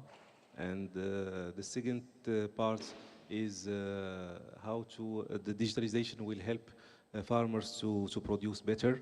And I hope that we will produce the same quantity that we are producing today, but by using 10% of water. And this is the hope that I have, is if the digitalization can help us to do this, I think we can tackle the climate change challenges. Well, thank you so much. I do see also, I'm also hoping that there will be a bright future. I really liked, of course, we hope to get the youth, make them, or hopefully they stay on the farm. Otherwise, if they all leave to the city, then we'll not be able really to farm, for agriculture. So the youth, education, then of course women, invest really on women education, encourage them really to be farmers as well. And of course, we need to have all of us, all the institutions need to work hard to make really the technologies, ag technologies, sustainable and affordable to farmers in general, including, of course, small farmers. And with this, I would like really to help me thank all the panelists for this wonderful session. Thank you so much. Now we'll have a group photo. Somebody can take a group photo for us, please.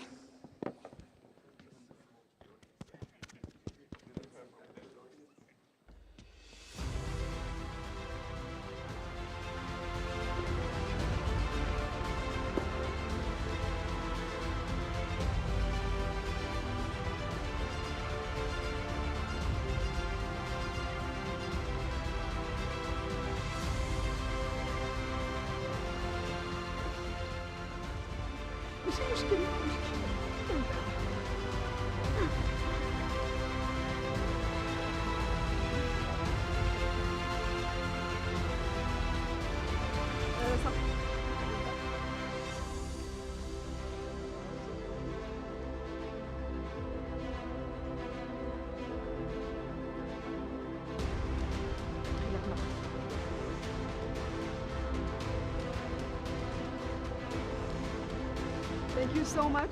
So please stay with us. We have a lot to offer. So I will call on stage Professor Ali Al-Btai. I can't see him.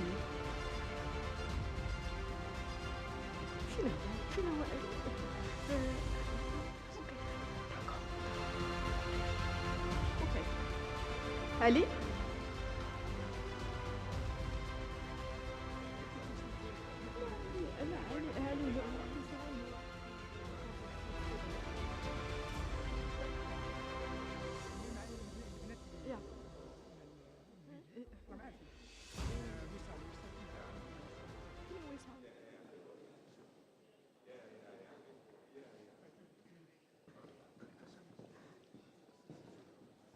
So we will have a presentation, a video done by PhD students from the college, and also a debate animated by two groups. And I'm still waiting for the... Ils sont la régie? D'accord. Il va venir? OK. Ouais,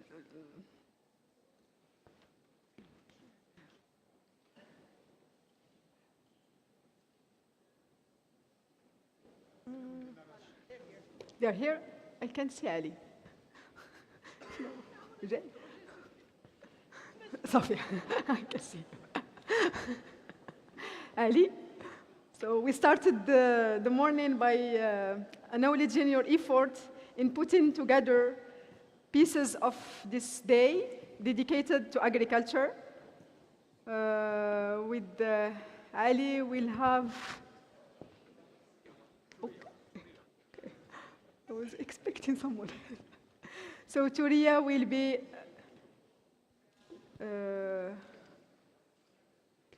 So they will, both of them, Ali and Turia, will be opening this session, student session, and also they will be closing it. So I will give you the mic. And with that, I thank you so much for your attendance, patience, and also keep in mind that critical thinking is very important, especially when conducting research. So it was very nice to exchange with you, to talk to you, and to stand today on the shoulders of many experts around the globe. Thank you so much. Thank you so much, Mara. Hello, everyone. Sorry for the... we thought that it will be a break. they asked us to come directly. So my name is Ali Al-Btai. I'm an associate professor of remote sensing at the Center for Remote Sensing Applications here in the College of Agriculture and Environmental Science. So this part here, the coming 2 hours, is completely designed by the college students, and it will be delivered by the college students. My role was only to facilitate and to make sure that they are coming together and they are doing something wonderful. So everything that you will see in the coming 2 hours is taught by students and will be delivered by students. I will give the floor to Turia Ben Mira, that will be acting as an MC for this session. Thank you so much and enjoy. Thank you.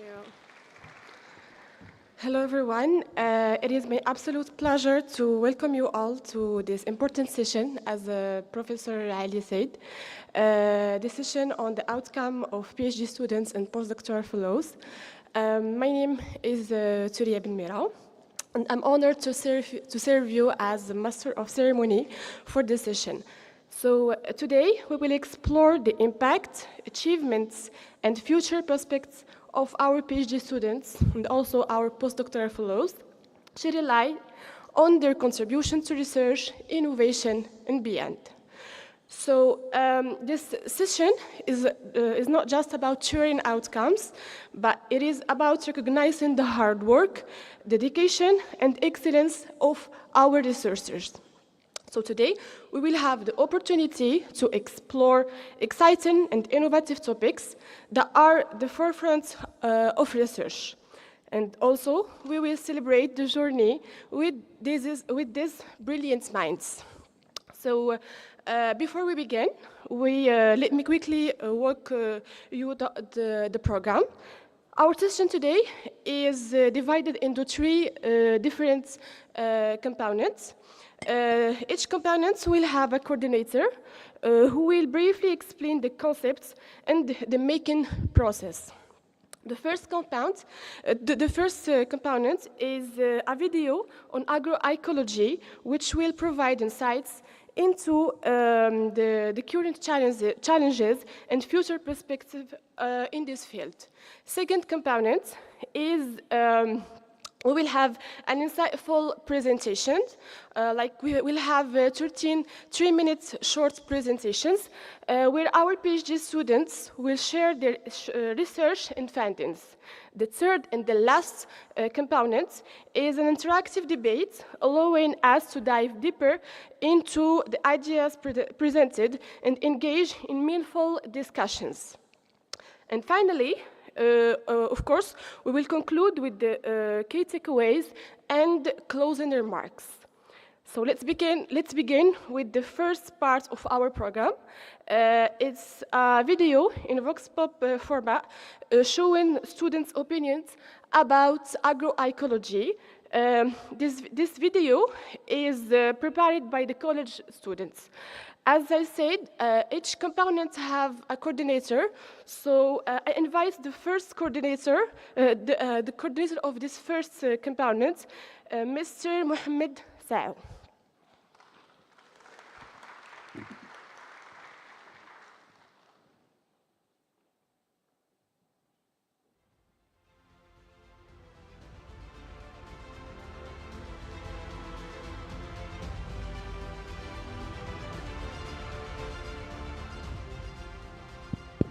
So, hello everyone.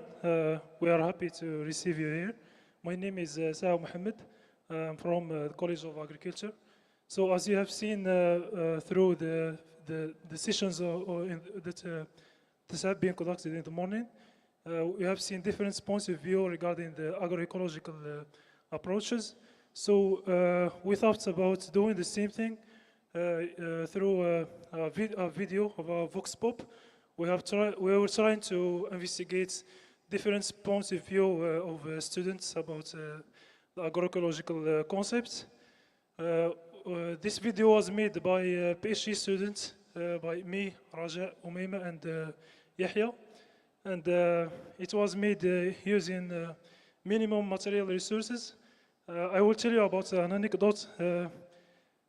When we were about to film the video with PhD students, the first question that I heard was, "Where is the material?"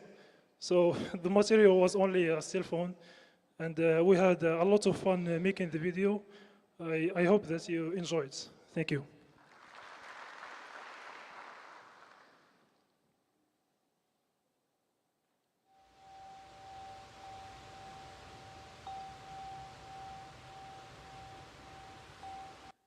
This video is a Vox Pop.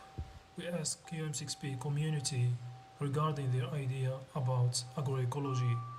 Let's explore it together. We can say that it is a way of feeding the planet, not harming the world. It is easy, just future of farming. Following the agroecology approaches, we investigate the interaction between the microbiome and the insects in different parts of the insect. Like example here, we study the interaction in the guts of the cochineal, so to develop or improve a biological control. Agroecology is a practice that focuses on improving crop productivity using the zero-tillage methods and also incorporating crop rotation and agroforestry and agricultural practices. Agroecology is a new trend in agricultural research, but it has to be supported by other disciplines for sustainable agriculture. So for me, agroecology, it's a sustainable farming approach. For example, it can help to improve the soil health. It also enhances biodiversity and resilience, for example, against climate change and another environmental problem. Agroecology is the interaction between plant, animals, and humans within an agricultural system. The price is a bit high to apply, but I think with the decision making and and the efforts by the researcher, we can apply it and have the competitiveness in the market. So by integrating agroecological practices, we aim at addressing global challenges that are affecting agriculture, such as biodiversity loss, climate change, soil degradation. Focus on interactions between all the living things in the system to improve our agricultural system, microorganisms, animals, and plants. It's a very promising way to get to our system, to get to our goals of sustainability. C'est une technique utilisée dans l'agriculture durable. Et quand on parle de l'agriculture durable, il faut savoir que c'est une agriculture qui respecte les principes du développement durable. Donc il faut savoir que de nos jours, de nombreux producteurs sont confrontés à d'énormes difficultés en matière de gestion de la fertilité du sol et de ravageurs, les poussant à utiliser une grande quantité d'engrais chimiques et de pesticides de synthèse dont l'utilisation irrationnelle pose des conséquences néfastes pour l'homme et son environnement. D'où l'importance aujourd'hui de l'agroécologie. I see that agroecology is a key solution for balancing food production with environmental systems. Une méthode, disons, qui permet une durabilité de la production agricole. I think it's a big question. Agroecology, big question, very big question.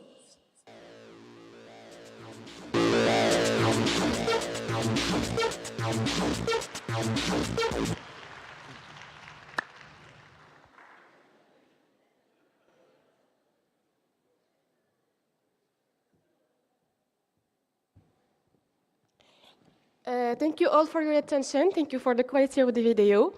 So now we are moving to the second part of our session, the 3-minute presentation from our PhD students.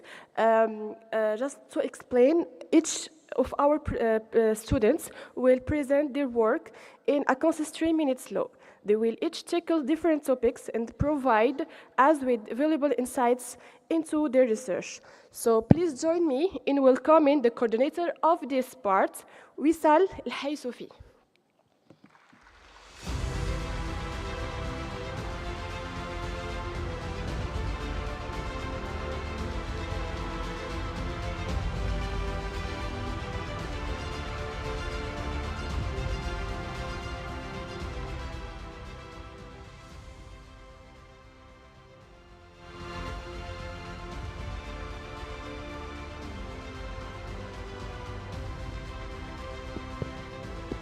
It's working now? Okay. So, hi everyone. It's a pleasure to be here with you today. I'm Wissal El-Haysoufi, a postdoc at the College of Agriculture and Environmental Sciences. So this year, I had the privilege to work with several PhD students from different departments across our College of Agriculture and Environmental Sciences. So today, these students, maybe they will answer the question of agroecology, and they will present their subjects regarding the agroecology and AGRITECH topics. So their challenge is to present and define their subjects in only 3 minutes. Probably most of you have heard about my thesis in three minutes. It's an international competition, and we are following the same thing. So I encourage you to interact and support the ideas of our PhD students and enjoy the presentation. And before calling the PhD students, I will call Professor Driss to introduce the PhD students. So thank you.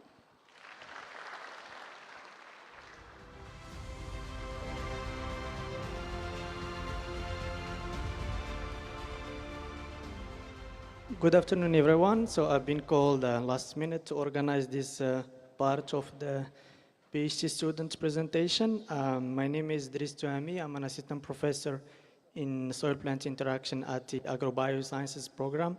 I'm very happy to be here with you today, and I'm very happy to see a lot of faces from the College of Agriculture here today. And I think this afternoon we're going to be celebrating our students. So the first part was a video about what we know about agroecology. Now we are tackling the second part, which is what we are doing about agroecology. And in terms of organization of this session, we're gonna call some PhD students to present their work for 3 minutes. I'm gonna call the 4 PhD students, Haytham, Reem, Amina, and Umayma, you can take the floor, and then we're going to start with Haytham for the first presentation. After the four PhD students, we're going to have 5 minutes for QA questions to have some questions from our PhD students, but also our professor to interact with our students. And then we're going to follow up with the other 4 and 5 PhD students. Thank you. Haytham, the floor is yours. Thank you. Thank you so much, Professor. Hello everyone. Today I will present an interesting topic for water resource management. In Morocco mountain, we contribute about 50% for total water flow in the watershed. In the high Atlas mountain, snow melt provides between 50 and 50% of seasonal flow. The meltwater supply for irrigation, dam storage, groundwater, hydropower prediction, and irrigation. For this region, we need to understand and assess the water amount supplied by the basin in Morocco. In this context, we require a geospatial framework and the information system for water resource management strategy in the context of climate change. But the major issue in Atlas Mountain are the complex topography, inaccessible, hydrometeorological networks is very sparse, and limited in research and data set. For better hydrological modeling and efficient water management, it is necessary to predict and estimate the rate and volume from the water. It's no water equivalent variable. It's the quantity of the water after melting. To overcome all this limitation, the main objective of my PhD is toward a water decision support system by integrating geospatial big data and artificial intelligence techniques. The first objective of my PhD is predicting snow depth and snow water equivalent at local and large scale. We use an advanced artificial intelligence model, machine learning and deep learning model, and by combining remote sensing satellite data and in-situ data collected from automatic weather station installed in high Atlas mountain. All this data is to use to extract different snow of index and meteorological variable to be used as the input of the model. My second objective is development of physical informed machine learning PML model that will combine physical hydrological modeling and predictive capability of the machine learning and deep learning model.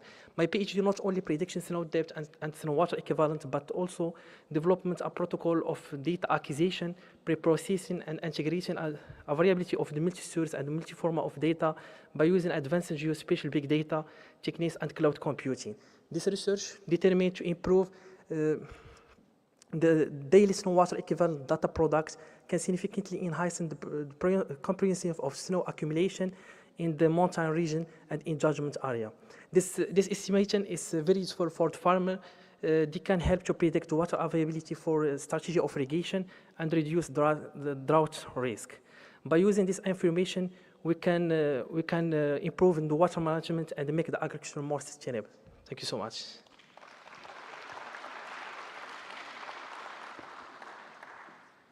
Thank you so much, Haytham. I call to the floor Reem for her presentation. Thank you.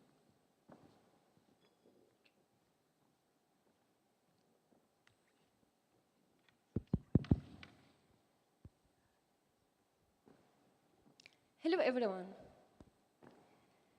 I had a question for you. Have anyone tried a Moroccan food like couscous or harira?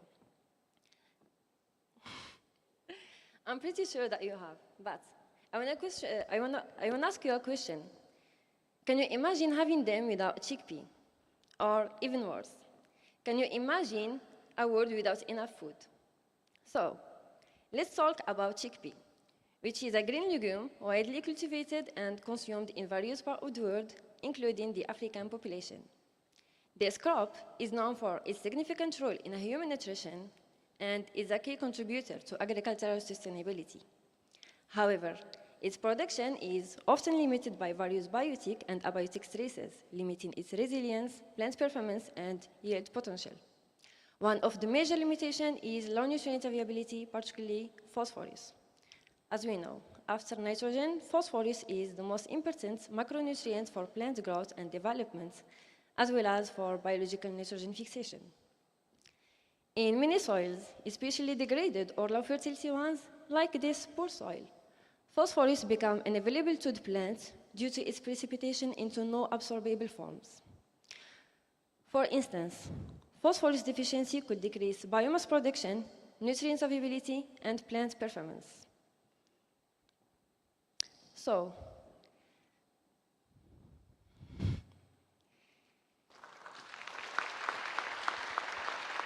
but well, if you could transform this challenge to an opportunity in order to improve chickpea performance for tomorrow's agriculture, just imagine that we can combine between rock phosphate fertilization, a natural phosphorus source which is already present in the soil, with beneficial microorganisms isolated from the soil and having plant growth promoting traits, and the most performant chickpea varieties.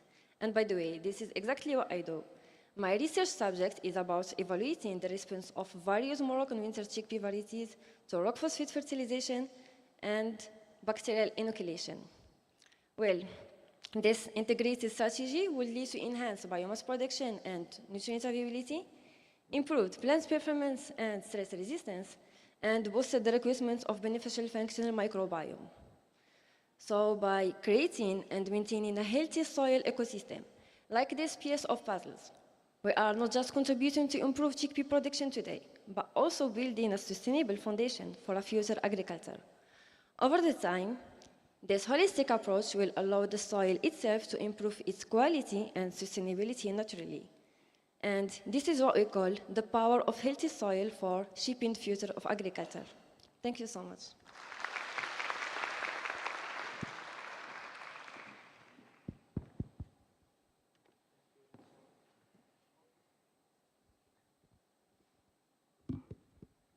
For the presentation, I just want to highlight that for this presentation, but the students, we are not talking about agroecology, but also the work that we are doing at UM6P to shape the future of agriculture that has been highlighted very well by Rim. So I call to the floor Amina for the third presentation. Thank you. Thank you.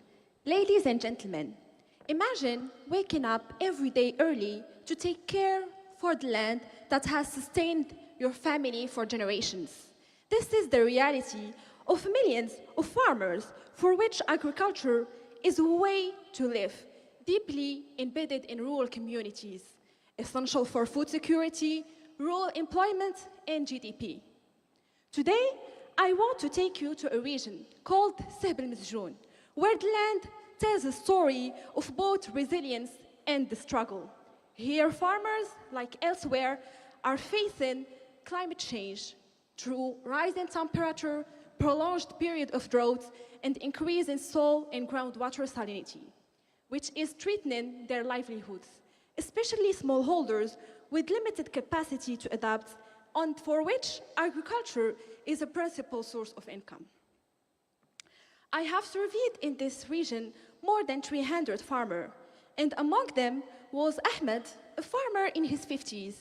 He showed me his land with the olive trees once thriving, now struggling to survive under extreme conditions. The land is exhausted, he said. The water is salty, and the rain don't come like it used to. Ahmed's story is not unique and is echoed by more farmers in the region that are now faced to declining yield, increased input costs, and the difficult decision whether to sustain those activities or not. Our objective through our research is to highlight how climate change impacts farmers' productivity, livelihoods, and how it shaped their decision-making. Through qualitative and quantitative research, using interviews, structured surveys, analyzing them through thematic analysis, and econometric modeling, using a profit function with a two-step econometric approach, we are trying to highlight this. So our first research have showed that farmers' decision-making is primarily shaped by their perception of the cause and impact of the issue, then by their access to agricultural knowledge, and then by the policy restrictions that shape their options.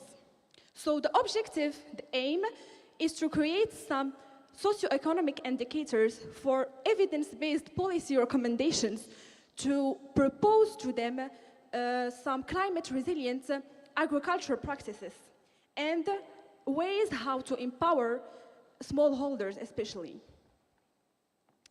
So, so this is have said, this is the way that my work is contributing to shape the future of agriculture by revealing the realities faced by farmers and by proposing actionable solutions. This is not just a story about farmers, it's a story about all of us.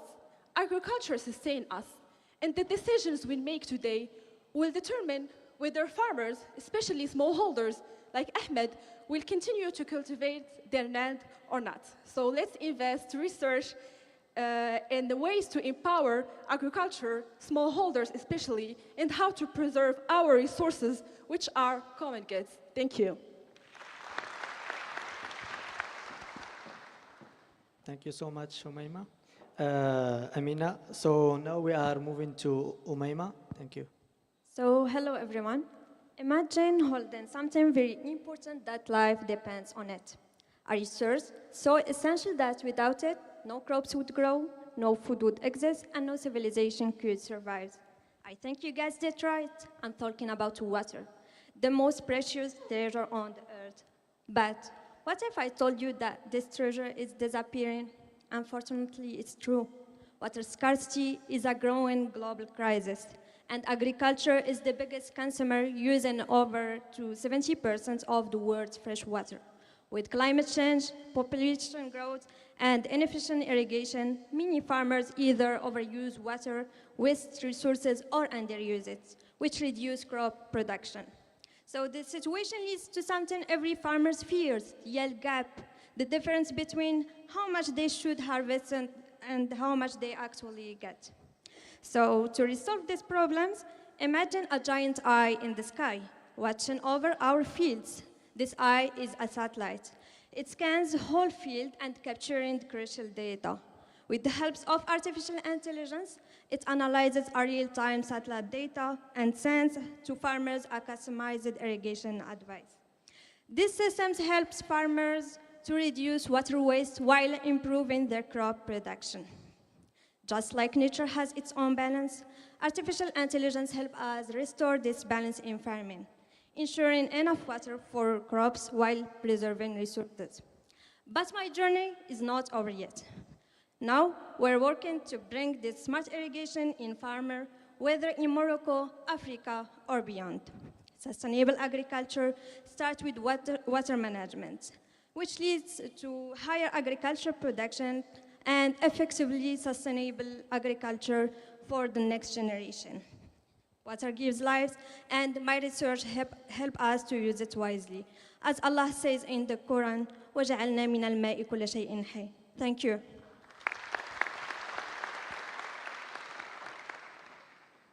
Thank you so much, PhD students, for those presentation.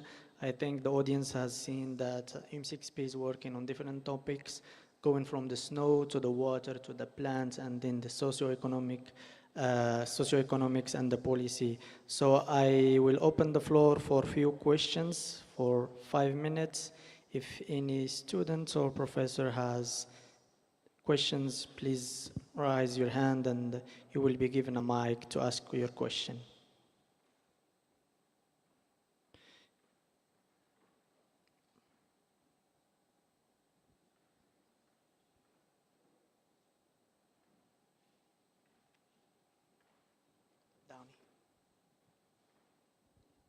Yeah.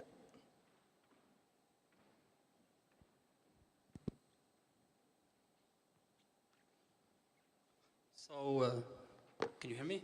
Yeah. So my question is to Umayma. So I want to ask you about the accuracy of the AI-based irrigation system, and can it work for all the types of crops and climates? Okay, thank you for your question. This is a global challenge in all fields related to the agriculture, because a single model cannot be perfectly accurate for under different conditions. So for each region or crops has its own characteristics. So we should adjust it and calibrate the model based on the local weather, soil properties, and farming practices. Thank you so much.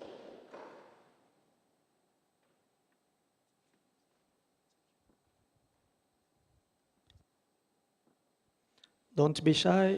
This session is for the students, from the students to the students. So we encourage you to ask questions to your fellow students. We ask also the professors and postdocs.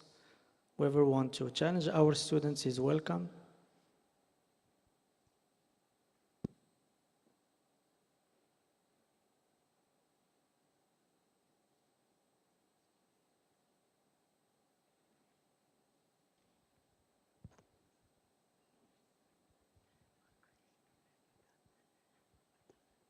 So thank you for those presentations.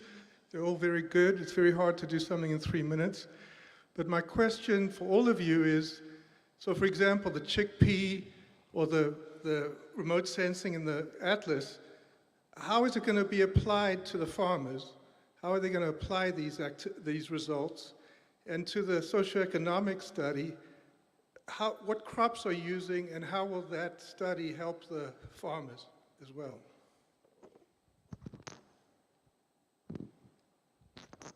Start with Umayma.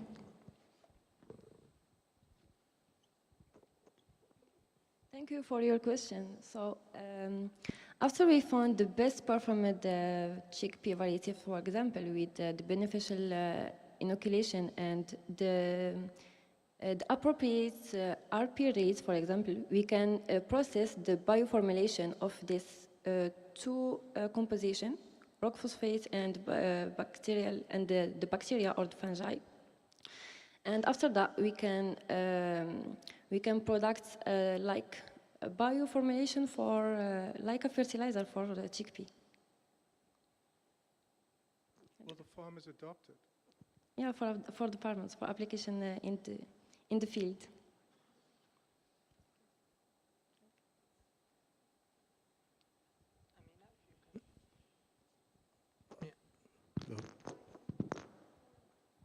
What I'm really trying to ask is how are you integrating your specific discipline into the bigger context? Like we heard this morning about systems thinking.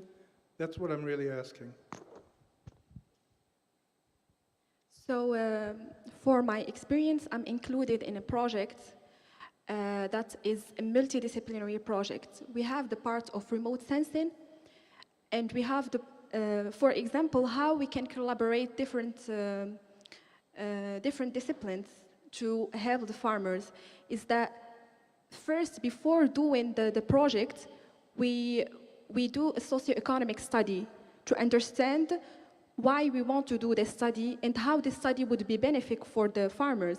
And there is, along the way, the socioeconomic aspect should be adopted along the way. And then after we do some socioeconomic assessment of the impact of the research that has been done. And for example, for remote sensing, for the project I'm included in, the remote sensing helped to create some maps for salinity we have in the region, for the degrees of salinity, so that the other team working on soil can find solutions for the farmers based on the problem they have. And for our part, we are working how to best include or make the farmers adapt the proposed solutions. It's like a participative approach between the farmer and the researcher.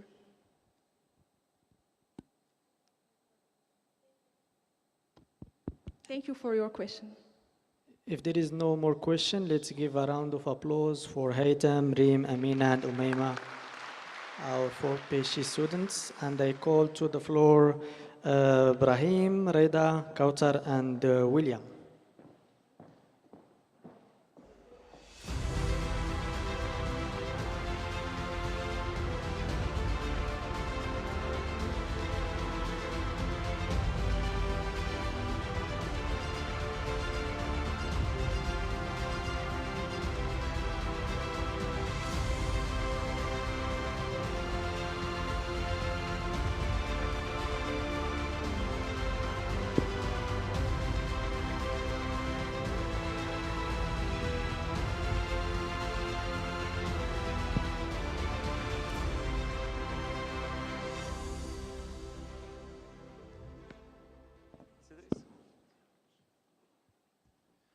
So, what if I tell you that by 2027, Morocco will use about 100 million tons of treated water? It isn't fascinating? Of course. The wastewater treatment plays a crucial role in safeguarding the environment and public health by providing treated and clean water. But always there is a but. During the process, we have a byproduct produced, the sewage sludge, and it is expected to reach about 300,000 tons per year. And if not properly managed, it might occur in some serious environmental problems, such as soil contamination, underground water pollution, and greenhouse gas emissions. Thus, the quantities of heavy metals, pathogens, organic and inorganic pollutants. But it must be noted that this byproduct, the sewage sludge, contains a large amount of organic matter, the nutrients elements that can be beneficial to enhance the soil fertility, the soil health, and the soil structure, because it has a large amount of organic matter between 30 to 88%. And it is, we can say that it is applicable for the Moroccan lands context or African land context. But the question is, with what treatment to use this byproduct without harming the environment? So my thesis focused on using the sewage sludge composting as a sustainable and a promising solution to treat the sewage sludge, to transform it from a waste and to an organic amendment or a soil amendment. For that, we constructed 6 windrow peel. Each one has a 5 meter cube in volume, and using different sewage sludge sources combined with grain waste collected from the UM6P ecosystem. And after 5 months of monitoring and handling the composting parameter, we obtain our product, the compost. Indeed, the composting breaks down the complex organic compound into an easier organic elements and removing pathogens due to elevation of temperature in the thermophilic phase, and also changing the mobility of some heavy metals. Composting isn't just transforming the sewage sludge into a valuable resource, but also reduce the landfill use, minimize the greenhouse gas emission, and promote the agroecology and the circular economy approaches. So let's build a bright future by transforming our waste into a wealth. Thank you very much.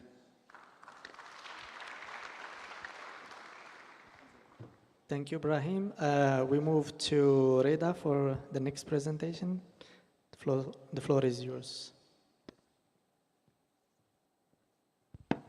Hi and hello everyone. Since we're today talking about agriculture, so imagine yourself as a farmer and want to get more information about carbon, moisture, pH to grow healthier crop. But the problem here is traditional lab methods are slow, expensive, and require advanced facilities. And most of African regions are not tested because this region lack proper infrastructure. So lack of infrastructure and lack of soil tests mean food insecurity, land degradation. But what if we could save this with light? So soil spectroscopy is really a game changer. By only shining the light on the soil and using some machine learning and chemometrics, we can predict soil properties. But there are some 3 challenges here. First, most of these models are built in well-founded labs. So when these models are applied to the diverse African soil type, struggle. Secondly, soil sampling and preparation methods vary, lead to some biased results. And third, the high-end spectrometers are very expensive. And without any affordable alternative, farmer and researcher cannot access this technology. My research tackles this challenge in 3 different ways. First, I optimize models by improving pre-processing, feature selection, and algorithm for better predictive accuracy. Second, I try to standardize sampling and preparation methodology for soil. And third, I investigate the feasibility of developing an affordable spectrometer for a better predictive accuracy at the fraction of the cost. With optimized soil spectroscopy, farmer can get accurate soil information in minutes instead of weeks without relying on distant and expensive laboratory, which means better fertilizer management, food security.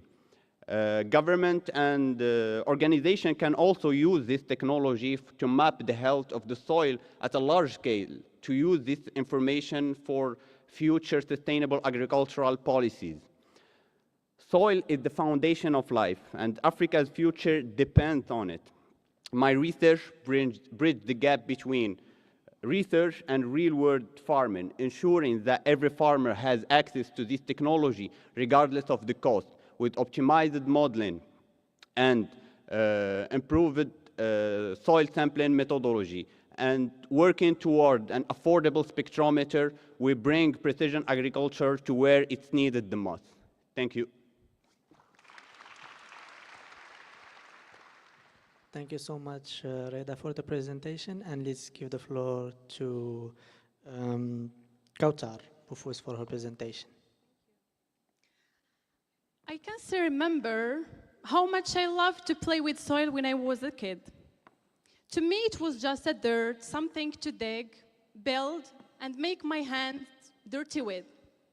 But what if I told you that it's not a dirt? The most treasure, a brown treasure as I call it, to sustain life and fight the climate change is just beneath our feet. Soil, brown treasure, of course. But are we using this potential wisely? Nowadays, we are facing a carbon crisis with billions of tons of CO2 being released to the atmosphere. And the big question is, where do we put all this excess carbon? The solution lies in our soils. If managed correctly, the soil can act as carbon sink, capturing and storing carbon in the soil rather than being released into the atmosphere. However, this is not automatic. Different farming practices, fertilizers, and even organic amendments influence whether soils capture the carbon or lose it back to the air. And this is exactly where my research comes in.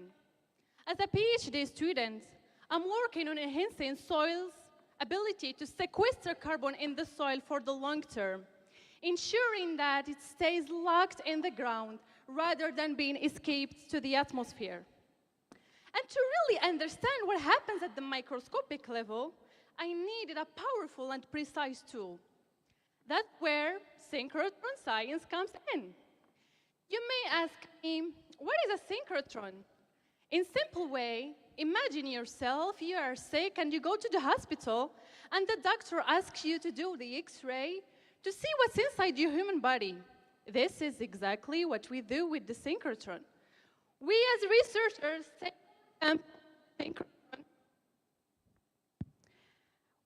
our soil samples to the synchrotron and use different spectroscopy analysis like infrared and X-ray spectroscopy to understand what happens in the soil and understand the chemistry and the love between carbon and soil minerals.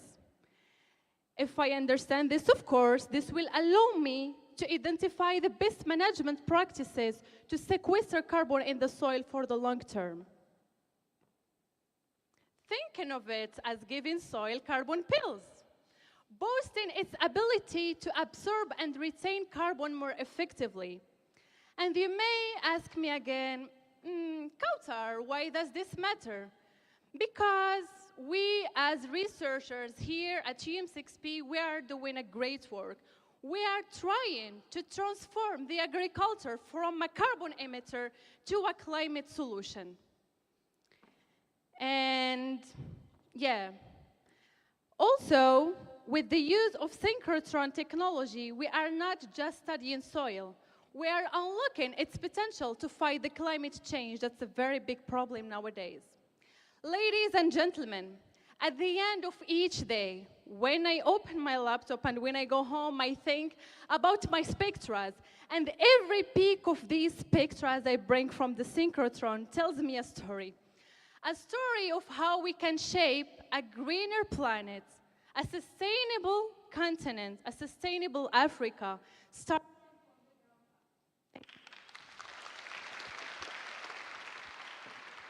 Thank you, Kautar, for this great presentation. And let's move to William. Is it too salty or toxic for use? Maybe updating fertilizer salt index could be the solution. It could be an alternative.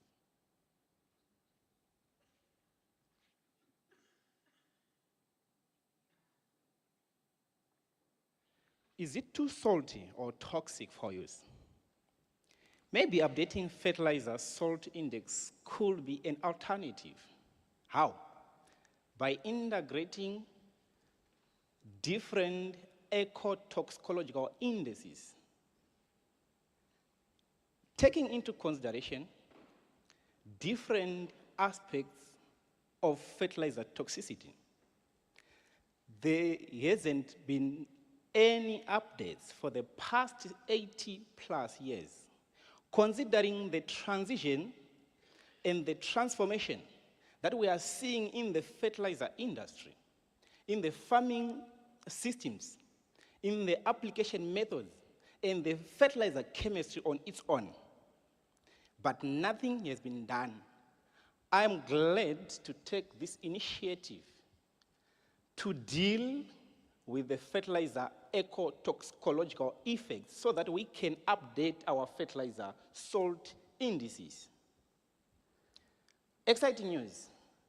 I have integrated different aspects. One, different sources of fertilizer materials, N, P, and K containing materials. I have integrated different placement methods, which are in-furrow and subsurface placement. I have integrated different techniques regarding the rates of fertilizer application rates based on N and K rates. I have been also planting these plants at this during or planting time, which we call starter. To me, after observing all these interactions, I realized that those fertilizers that are being considered to have higher salt index, for example, diammonium phosphate and urea, actually, these are good examples of materials with low fertilizer salt index, and they are posing a significant impact, which is strongly associated with ammonia toxicity. Now you can see the ecotoxicological effect. When we talk about potassium chloride, monopotassium chloride, which are the K-containing fertilizers, now we are realizing that these elements, they contain high fertilizer salt index, but their impact was minimum by reducing and delaying fertilizer and also emergence of the crops in the field, rather than inhibiting emergence of the crops in both the greenhouse and the field experiments. Fascinating, we observed that this could act as the guide to strategically develop an informative platform for the strategy of fertilizer recommendation. I rest my case. Thank you. So, thank you, Ibrahim, Reda, Kautar, and William for those insightful presentation. And we chose again that we work in a range of topics going from carbon sequestration, organic matter management, fertilizer technology, and dry chemistry. And I open again the floor for any questions from the audience. Please just raise your hand, and then the mic will be given to you. Thank you. My question is to Reda. I really appreciate the aspect of saving cost and time to do soil analysis. So could we extrapolate these techniques to soil cropping system, to hydroponics? As you know, to manage fertilization in hydroponics soil systems, we base our calculation on electrical conductivity, which is not accurate to some extent. Could we predict such technology for the systems in order to have instantly measurements of nutrients within the nutrient solution. So,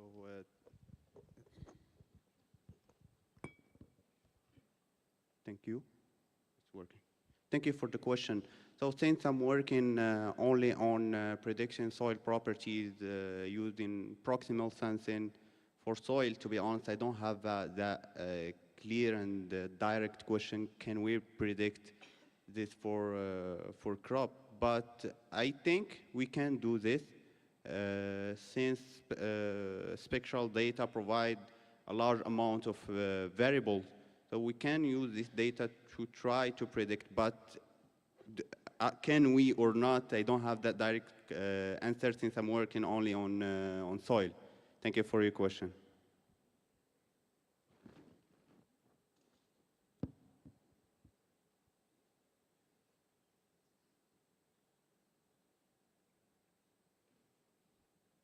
Another question there?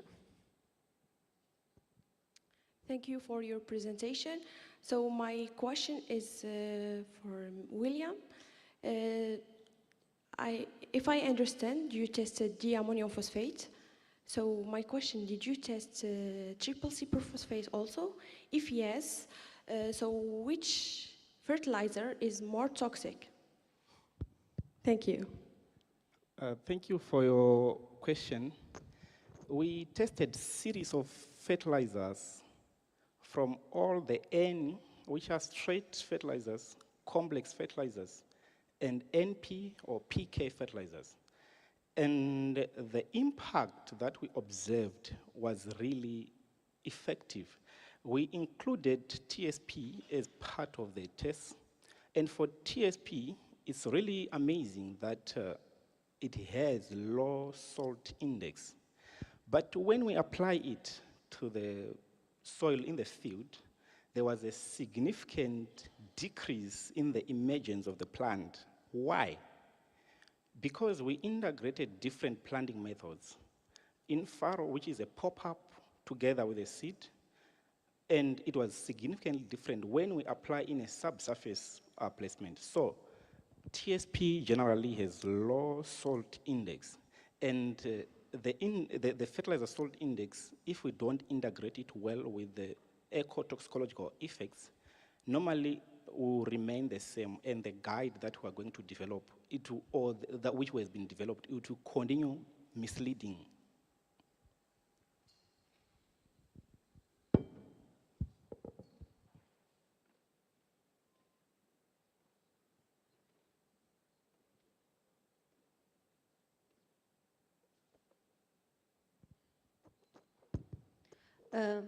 Thank you for the mic and thanks for the enlightened presentations. My question is for Brahim. You were talking about sewage sludge compost, but we all know that this waste is kind of hazardous waste, also characterized by its high humidity. My question is, how did you manage to control the humidity?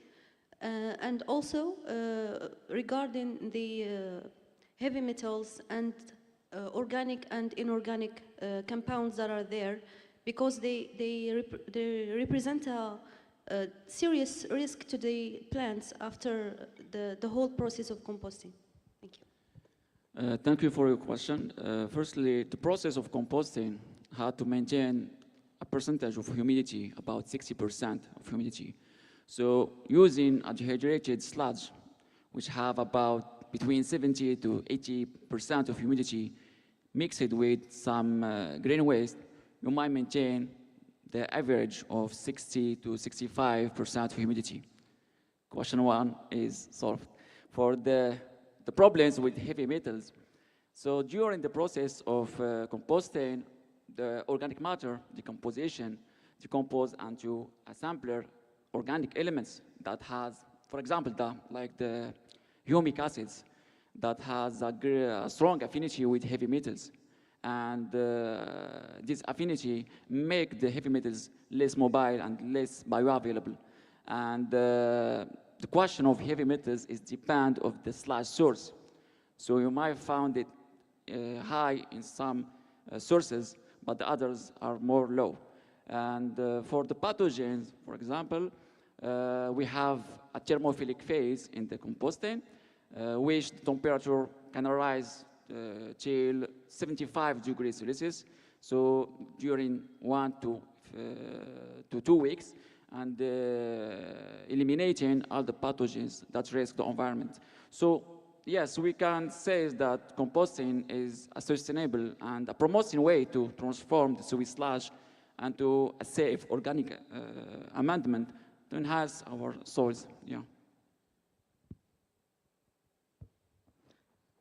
Thank you. So, one last question there.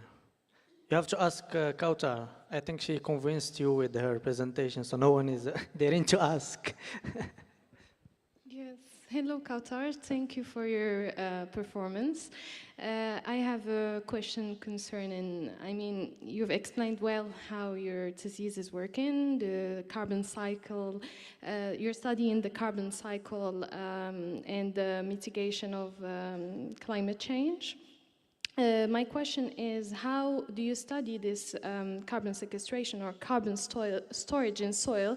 Since, to my knowledge, we need a large time scale to have an information on carbon storage in soil. So I just want to know more about your methodology briefly. Thank you. Okay. Thank you. So for my thesis work, we have conducted 2 experiments. One was done in Brazil, and there the farmer has a coffee field, and it was like for a very long time. So it helped us to really collect a very good data. So, and for the second work, like was done here in Morocco about the olive trees, and the farmer there has different parcels, and the 2 of them the age about 10 years, and the second one about 100 years. So we really try to target those farmers that have been cultivating some types of crops for a very long time, because this will help us to have good results.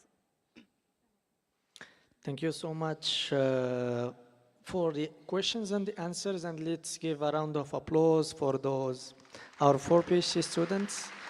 And I will call to the floor the remaining PhD students, Aminata, Sana, Fatiha, Saeed, and Lahsan.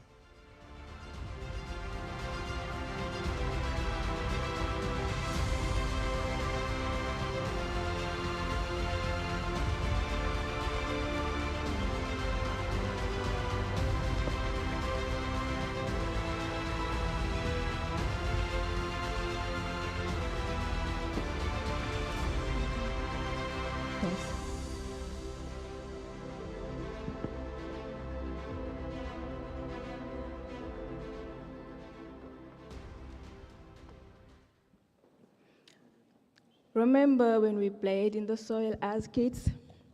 Adults would rush us to wash our hands, warning us about microbes. We grew up fearing them. But what if I told you some microbes are not our enemies? In fact, they help in bringing food to the table. Beneath the soil, under plant roots, there are a bunch of microorganisms that help in the development of the plants.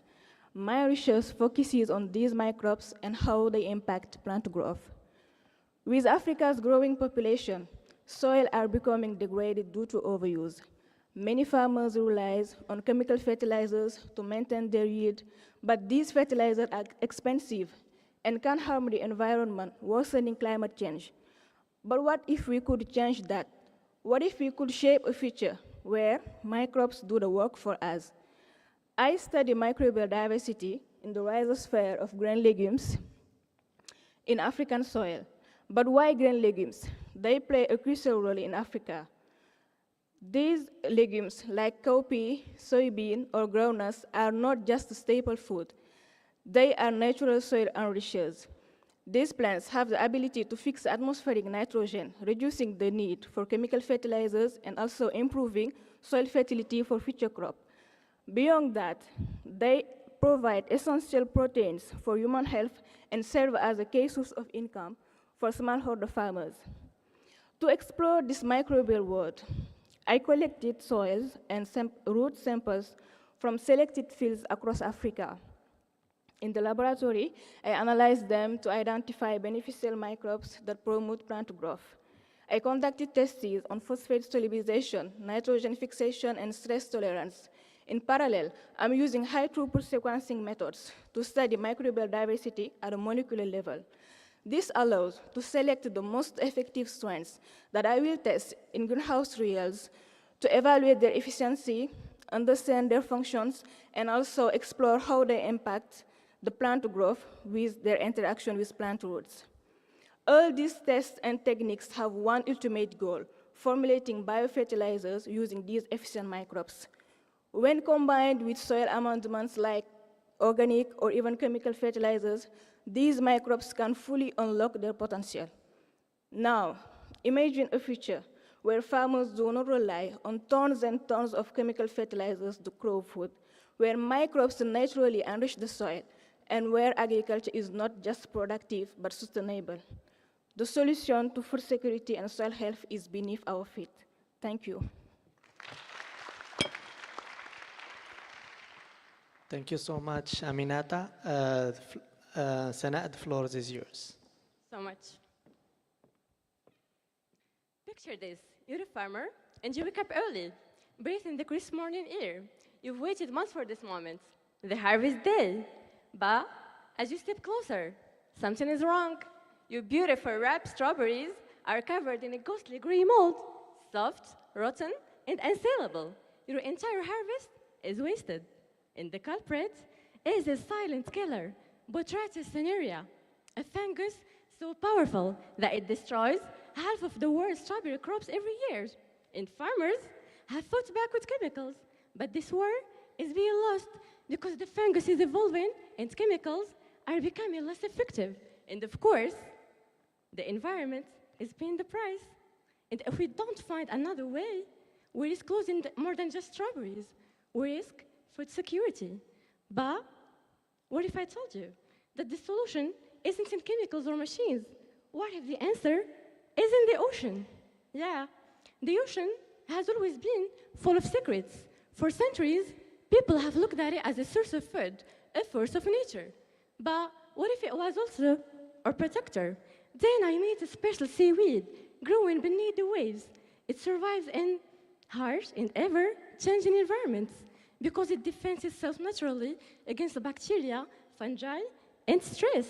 What if we could borrow its strength for a while and protect our crops? Then I decided to put this idea to the test and extracted 3 powerful compounds: crude extracts, polyphenols, and polysaccharides. But could they actually work? Then I set up a battle, a true war in the lab in the greenhouse. And of course, I didn't stop there. I needed to know, was seaweed just killing the fungus, or it was making plants stronger?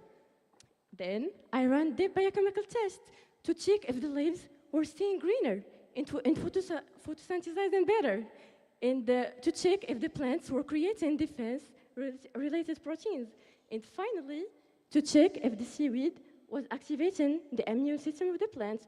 And the results were shocking.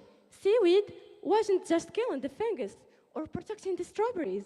It was making plants, it was training plants to fight the fungus, sorry.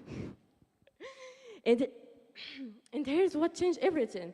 Seaweed, it's not a chemical, it's not toxic, it's not harmful, it's sustainable, natural, and affordable. So this is not just science, it's a revolution in farming. And the future of Africa isn't just green, it's also blue. So next time you eat a strawberry, think about this. What if it was saved by the ocean? Thank you.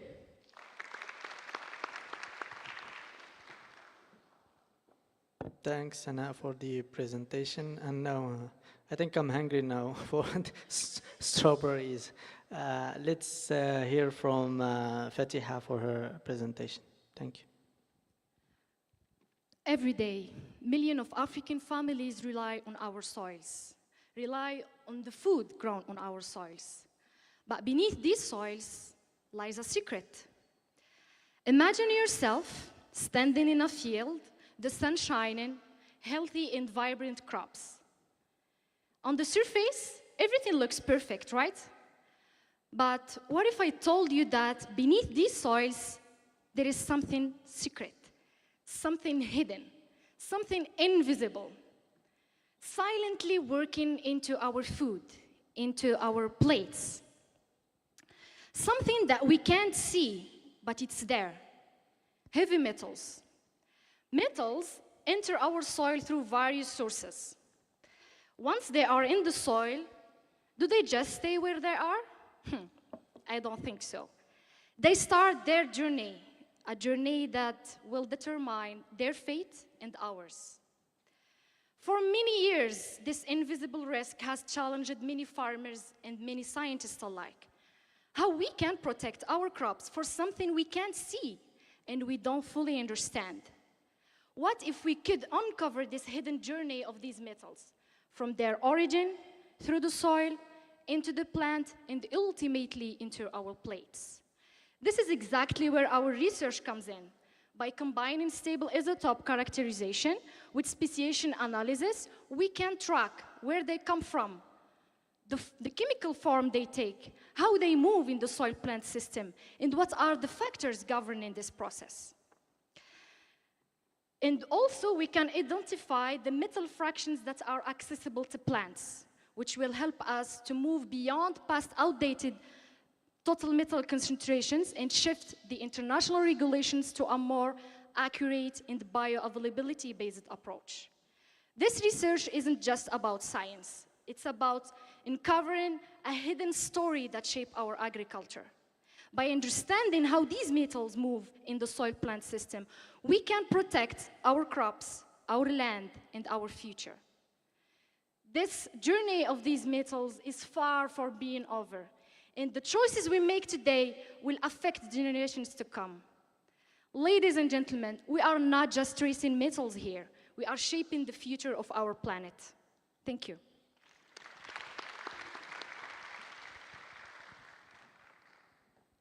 Thank you, Fatiha, for the presentation. Let's hear from Saeed for the next presentation. Did you know that in the last 5 years, the average price of the olive oil has augmented by nearly 50%? Well, the climate change is not just about melting the ice caps, it is also raising the cost of our traditional cooking oil. Across the Mediterranean countries, the climate change impacts both the water availability and also the physiology of the olive trees, like transpiration and photosynthesis rate. This degrade the yield and the olive production, and then threatening local economies and cultural tradition of these countries. So by understanding the impacts of climate change on the water use efficiency of these trees, we can better protect and maintain the olive production and also the community rely on it. To do this, in my thesis, I mainly based on two factors. The first one is the water use efficiency, which is a metric or indicator that can evaluate both the water loss as a irrigation or a precipitation, and also the carbon uptake during the photosynthesis. The second factor is the remote sensing data, which is a powerful tool that can enable the monitoring and the modeling of the carbon cycle and the water cycle across a wide area like the Mediterranean basin. Building in this insight, my thesis will follow four key steps. The first one is mapping the olive trees distribution over the Mediterranean basin, and then I will estimate the water loss and the carbon uptake to determine the water use efficiency of the olive trees using a remote sensing based model. And then I will move to analyze the impact of climate key factors on the water use efficiency of these trees. And after that, I will assess the future impact of different climate scenario on the water use efficiency and olive production. And finally, as the outcome of this research, It will offer valuable information for farmers and policymakers, first about strategy of maintaining the olive production in the future, and also it will help and support the irrigation practices to build more sustainable future for the farmers and environment. Thank you. Thank you so much, Saeed. Let's hear the final presentation by Lahsen. Good afternoon, everyone.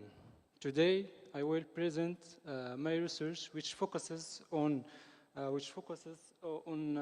major challenge facing Moroccan agriculture, namely persistent gap between actual and potential crop yields.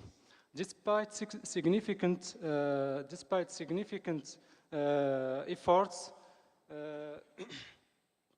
cereal crops is under its potential due to unpredictable rainfall, inefficient water use, and nutrient imbalances. Additionally, successive years of drought have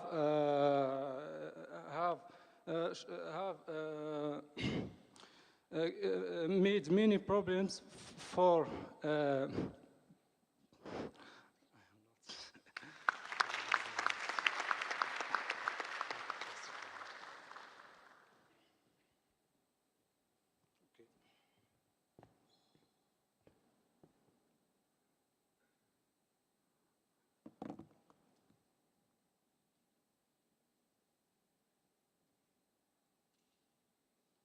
I'm sorry about this.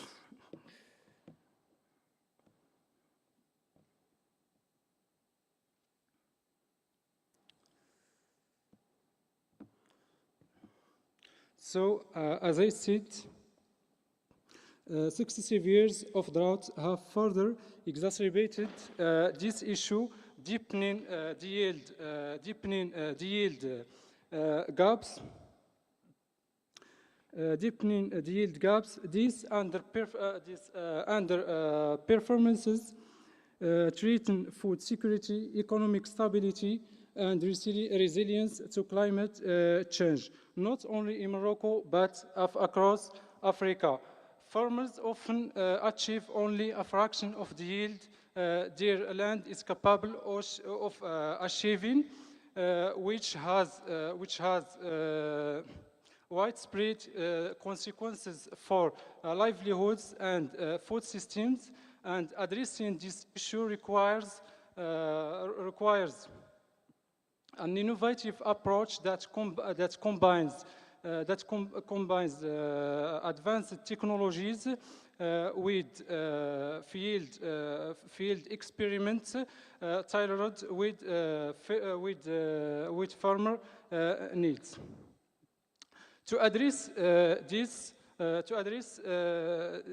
our research integrate multiple data sources, including field experiments, regional agricultural statistics, and national reports. To analyze the factors that affect the crop yields. The heart of our research is the integration of crop growth models with artificial intelligence. These models simulate how various factors affect crop performance,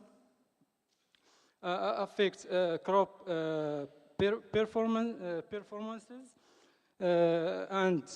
but while their results, while they give valuable insight, they might struggle to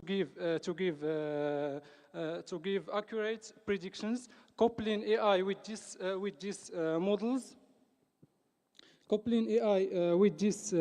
models, can give accurate results. Overall, our research is not only about understanding these challenges, but also about transforming that knowledge into practical solutions to bring this insight into reality.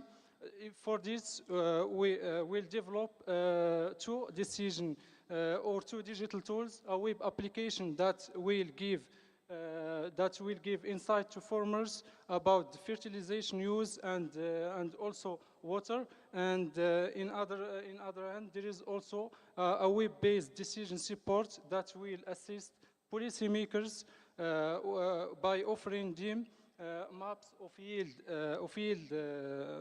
yield gaps to help them like design strategies for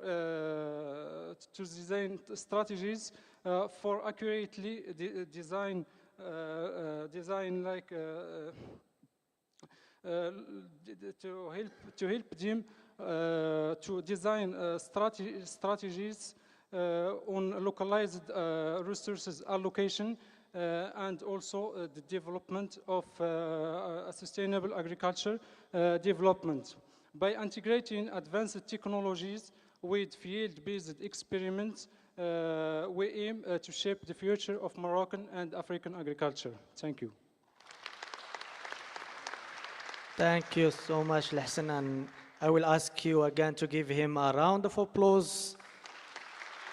He took the stage today, and it's great to be on the stage. We all have you know, this kind of track during the presentation. It's good to have it between your students and also to face it. It's good. So round of applause for the other PhD students. I think we're gonna skip the QA questions, and I will ask all the PhD students or other people to connect with our PhD students and ask them questions. And I think we will move for the next session. Thank you so much for the people who asked questions and attending with us today. Thank you.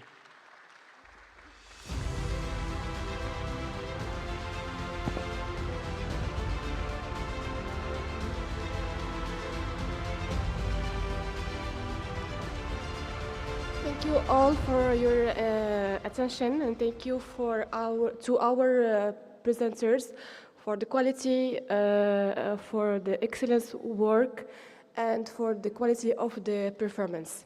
So now we will move to the discussion segment. It's the third and the last component of our session, where our PhD students will engage in a debate. This is an opportunity for them to exchange ideas, to share opinions, and also to explore different perspectives on today's topic, agroecology and AGRITECH. So please join me in welcoming the coordinator for this part, Dashana Romain Gracia.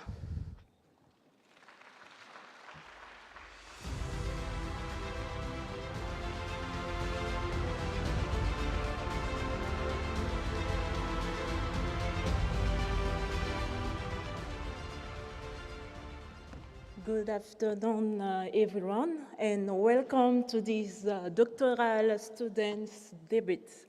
And we know as a PhD student, when we say shaping the future, in your college, we're shaping the future of agriculture. And then today we have the opportunity to discuss about a key subject. The question is, can agroecology and AgriTech be conciliated? And then, you know, when we talk about food security and all the perspective, all the perspective and idea turn around two approaches, agroecology and AgriTech. And then today, we will try to hear some students talking about this. And the debate is inspired. Okay, good. Thank you. The debate is inspired to the Lincoln Douglas Fermit.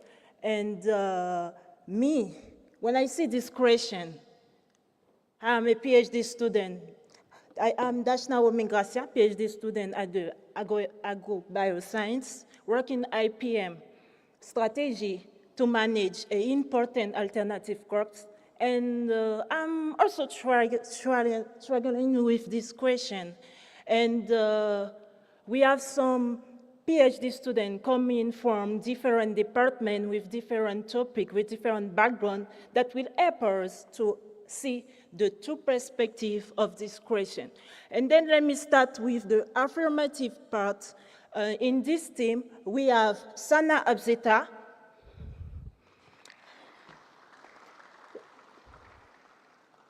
William Makaza, and Carter, sorry. And for the negative part, we have Khalid,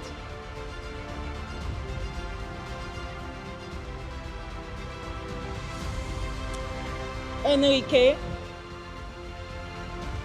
and Saad.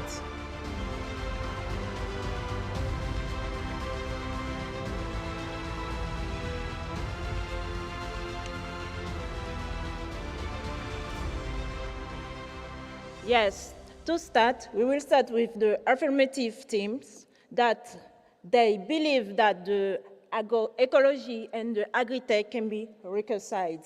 But let's hear the arguments behind this affirmation. You have only 4 minutes. Yes.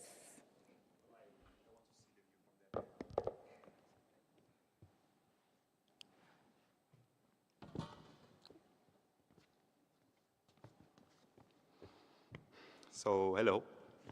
My name is Khalid Al-Maghari. I'm a PhD student in the College of Agriculture and Environmental Sciences. First of all, thank you very much for being here, our honorable guests and esteemed researchers.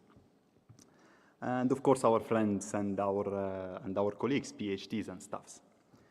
So here today, I'm with my team, with our team, like we are defending our idea about this topic, which is, can agroecology and agriculture can be reconciled? I am actually in the against team. The idea we were trying to defend is actually these two different approaches cannot be reconciled. And actually, mixing these two approaches can give us more troubles than having solutions. First, then let me first give you our view of how we see these two approaches. Starting by the AGRITECH. AGRITECH, it's an approach, I can say we have lands, and relying on the technological innovations and all the inputs we can do, like pesticides and fertilizers, we want to produce what we want, the amount we want, the way we want. AGRITECH is more about what we need and what we want, actually. And the ecosystem here is a secondary component in this equation. On the other hand, we have agroecology. Agroecology is more of working with nature. It's like listening to what the agro ecosystem can produce, respecting its limits, and also we are basing our practices on some knowledge that have been transferred, like generations after generations, thousands of generations to the local community. And mixing these two, they are different in their core. So mixing them are not recommended for our vision. Let me see it from an ecological view.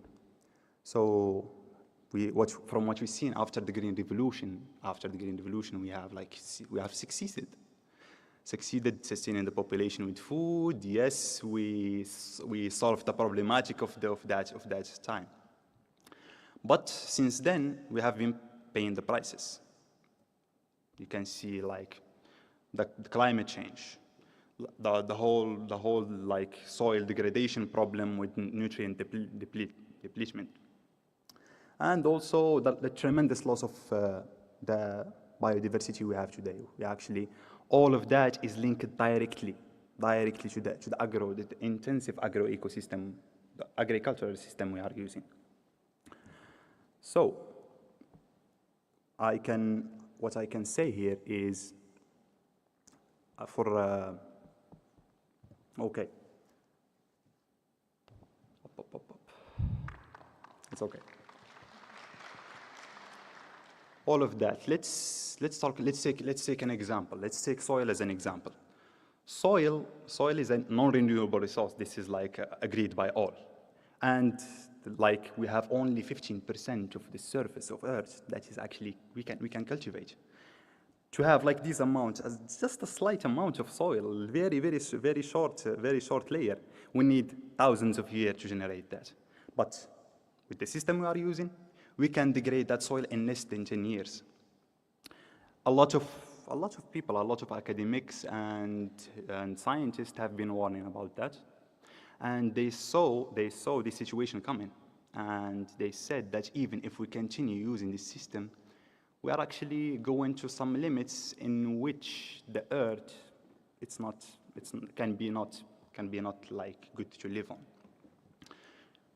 AgriTech have done enough harm to the system, and we are not just like saying that we want to stop AgriTech or something. We have another alternative solutions, another greater solutions, which is the agroecosystem, which is like using the agroecology and like all these practices we are having. There is a lot of examples that have been passing in front of our eyes. Is like conservation agriculture and all of these like integrated systems, integrated livestock to crops, or like integrated pest management. We always hear about the stories from like some friends from Ethiopia here, like the agroforestry, how their country used agroforestry to preserve their ecosystem, and like Zimbabwe having the lead of using conservation agriculture. These are some great practices that the farmers have already seen the results. There is like great yield, there is like good quality food. So all what we need actually is to rethink the way we are doing our agriculture, and embracing this system, agro ecosystem. It's what we and our team and a lot of teams. Interesting idea, but the time. Thank you. It's the time. So I just want to say it's what we see as a way to shape our future for a sustainable agricultural future. Thank you very much. Thank you, Khalid. Thank you to the negative team. It's time for the cross-evaluation that the other team can have some question. Thank you so much. Khalid and team, it sounds clearly to me that following the morning session and the afternoon session, you were not really, or it's not actually clear to you what AgriTech is. So maybe I would love to hear from you your understanding about AgriTech and its applications in agroecological systems. Assalamu alaikum. Good morning, everyone. Thank you, William, for your question. Yes, we do actually know the definition of agri-technology, which refer to the use of technologies, innovation, in order to improve and to modernize the agricultural practices. We can use some innovation, some biotechnology practices like the use of GMOs, like genetic modified organisms. We can use some software, some artificial intelligence. So all it have as purposes the improve of the yield, the productivity, and in order to satisfy the food security demand. But always as a cost, we have some environmental issues like water contamination, the decrease of the biodiversity. So actually we have some negative impacts of the agri-tech technologies.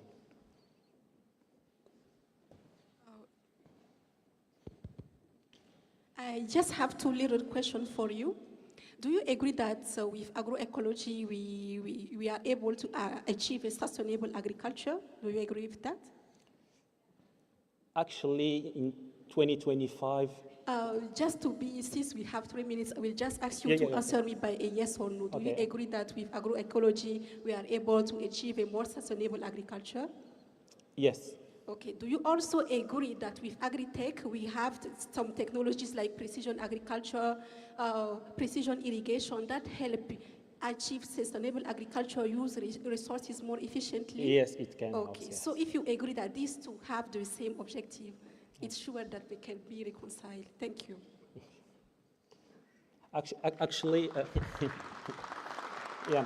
Actually, in the beginning, we need to be with the use not 100% agroecology practices. Yeah, we need to start working with what principles of agroecology can afford us, and we can use some 20% of what AgriTech positive impacts can we obtain it, but with time we can eliminate the use of AgriTech technology. But the time is finished, and let's pass to the argument of the other team. Assalamu alaikum, everyone. Good evening. Thank you for having us here. Thank you, Saad and Khalid, for your interventions. For us, we are the side that we believe that agri-tech and agroecology can be reconciled.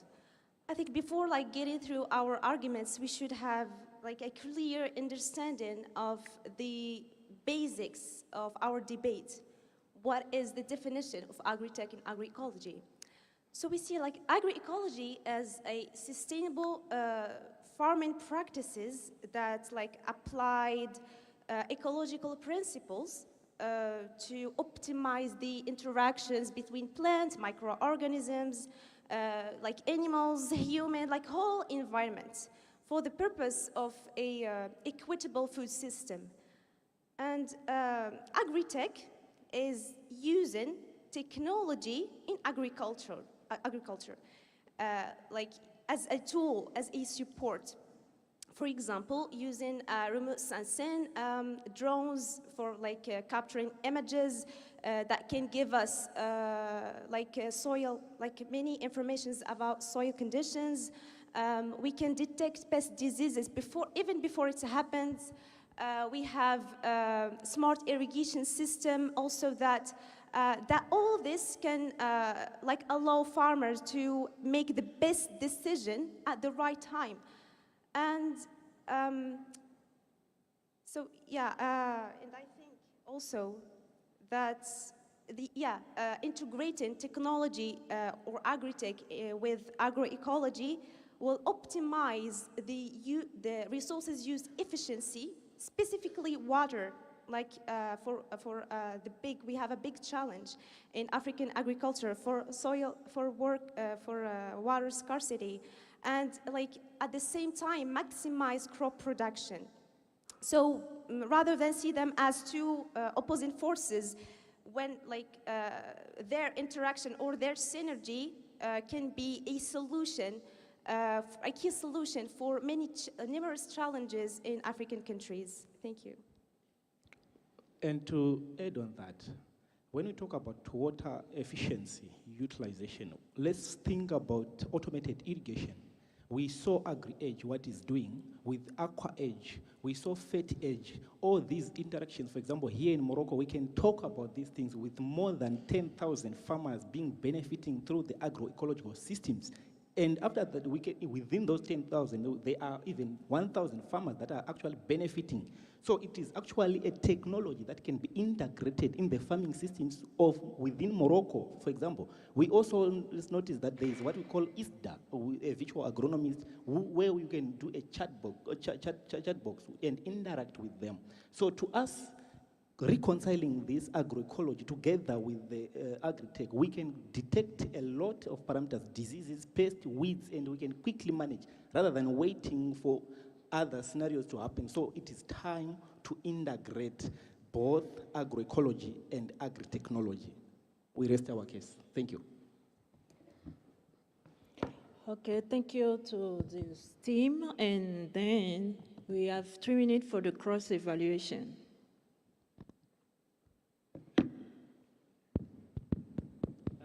Thank you so much, Khawla, for your presentation. Yeah, it's really great what the AgriTech vision can give us to resolve the problem of food security demand. But always you don't sit the use of chemical inputs, the use of glyphosate, for example, that has shown his negative impact on water contamination and so. So also, these technologies, small farmers can afford the use of like these technologies, like that cash crops, this system of fertigation. Do you have any plan of action for these small farmers? And also, how about the logistic, and how can, if we know also that Africa is the most node for their electricity deficient, how can we manage that? Thank you. Oh, okay, it's a big question. Okay, so as I understand from your question is that if the AgriTech using or integrating technology can harm the environment, well, actually, there is, I can say there is 2 scenarios. First one is like when we use the technology, when it's not aligned with the local environmental conditions. So here it might be harm to the environment. And the second case, however, when the technology is used at the same time preserving the ecological principles, preserving the environment, here we can say that technology is a support that will maximize the production and at the same time preserving agroecology. So here I think the role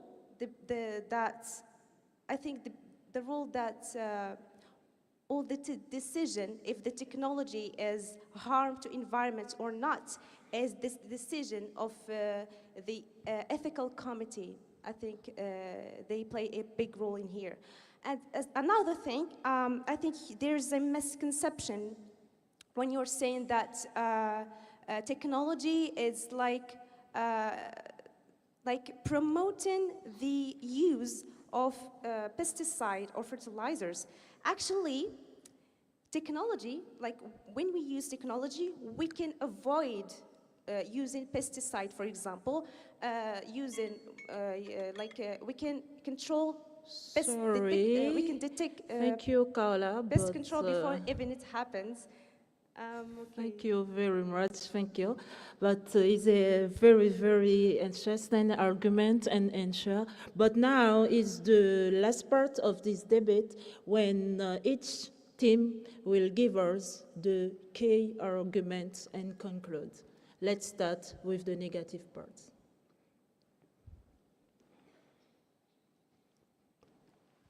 Thank you. Sorry. Oh, thank you. As we saw, environmental point of view is important to us to choose the agroecology system. I would like to present 2 more points of views about economic and food quality. The first one is economic because we know that the AgriTech use a lot of technologies that should be, we saw that expensive.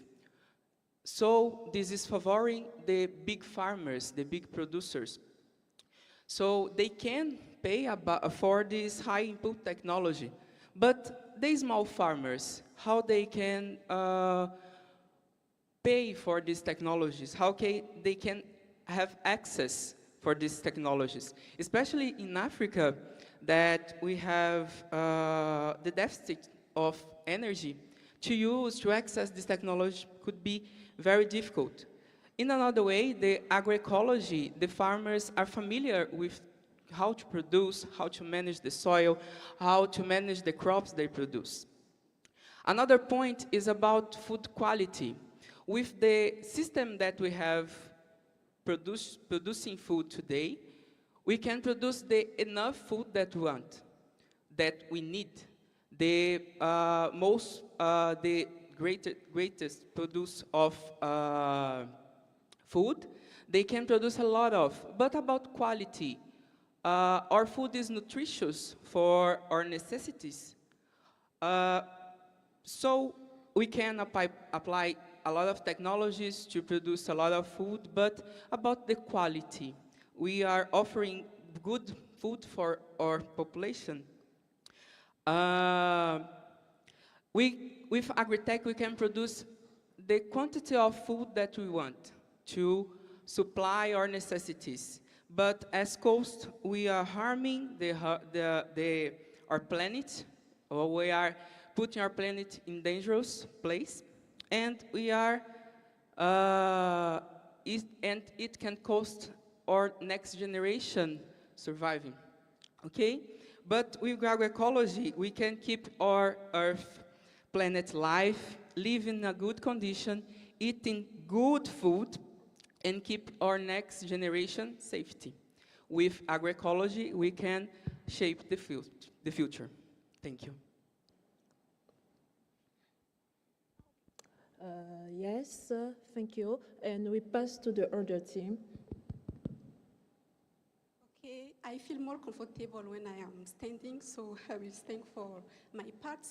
Our dear opponents argue that agroecology and agritech cannot be reconciled. But us, we argue that they can, not only, but they must be reconciled. You know, Africa has a lot of resources. We have land, we have water in southern parts of Africa, but we suffer from crop loss, food insecurity. And these cannot only be solved by only using agroecology. We do not argue that agroecology is not a necessity. We argue that we can improve agroecological practices by integrating tools, technological tools. We have mobile tools. Our opponents say that some tools may not be affordable for farmers. Mobile technologies, e-technologies, they are affordable. We just need a mobile phone. For the farmer, he can access weather forecasting, he can control his farm, even from his home. And these also, we have apps like blockchain. Blockchain help the farmers go directly to the market. It help him find directly the consumer and improve his income, improve the profitability for the farmer. So using only agroecology, in my opinion, in the opinion of our team, will not be able to ensure a food security for Africa. We think that this debate is a false dichotomy. We should not think about using only agroecology or agritech. We must reconcile them. Nowadays, Africa does not have the luxury of rejecting innovation of technology, nor the privilege of ignoring sustainability. That's why that we should not only, but must reconcile agritech and agroecology to ensure a future for Africa. And for that, we are aware that applying agroecology is not always feasible. We thought of that, and we thought of solutions like partnership and collaboration. That's how will argue more about it. In addition to what Abzita said, we believe that agroecology can enhance crop productivity. But when we are talking for like a large scale, it's very challenging to use agroecology alone to address, for example, water scarcity. just for instance, Morocco is ranked 25 most countries suffering from water scarcity. And without using a smart irrigation system with precision irrigation, we cannot arrive to the yield that we have today. We arrive to more than 30 or 40% of crop production. As I said before, we should see that technology is used as support to traditional farming or traditional sustainable farming rather than replacing them. So I think here the key is finding the between technology and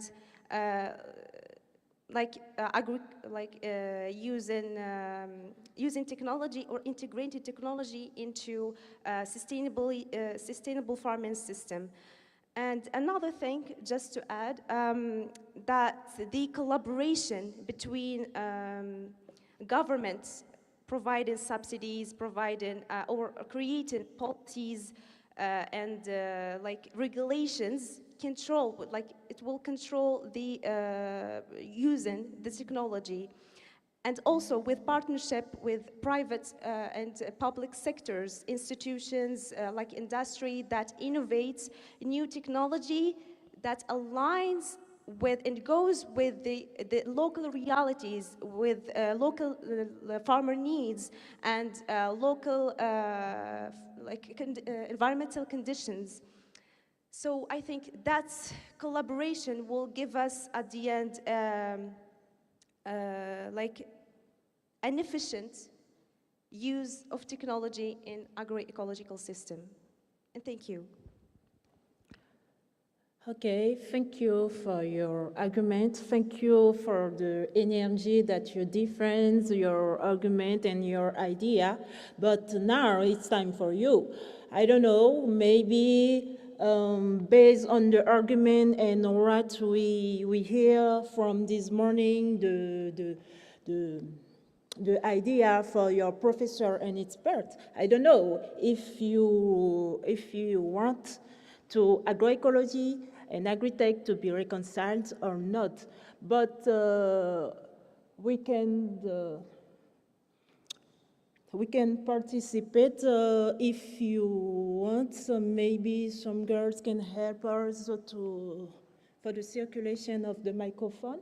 Or maybe it's better to scan the crowd and try to answer by hot clap. To be quick, you can go directly on the site web and use the code of the event. I don't know if we already connect.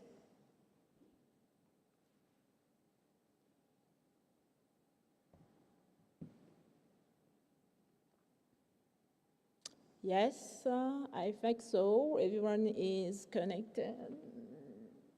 And then let's answer this question. Based on the arguments presented, can agroecology and AGRITECH be created in African agriculture sector? I say a lot of yes, but a little no. Interesting. Okay.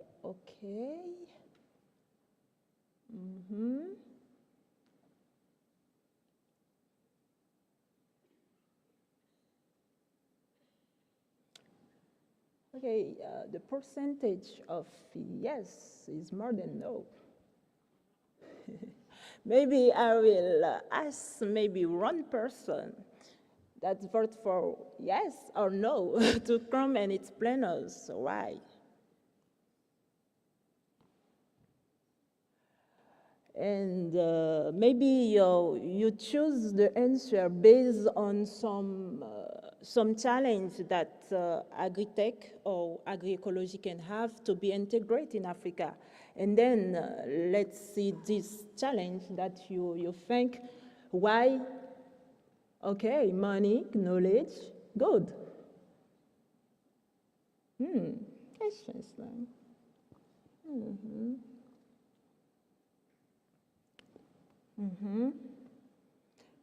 Hi, Sana.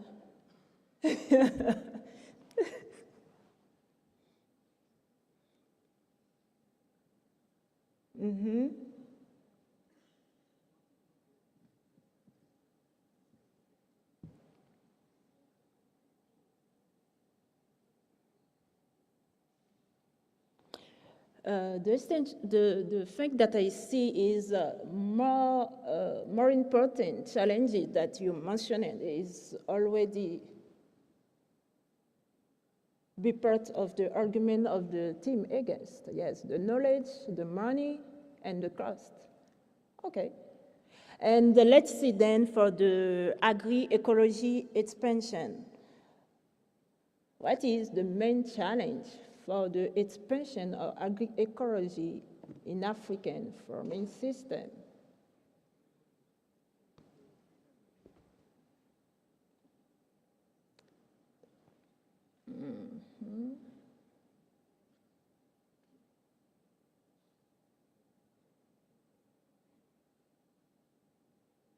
Okay. Okay. Cost. But also for agroecology, you say cost, but I want to see the difference.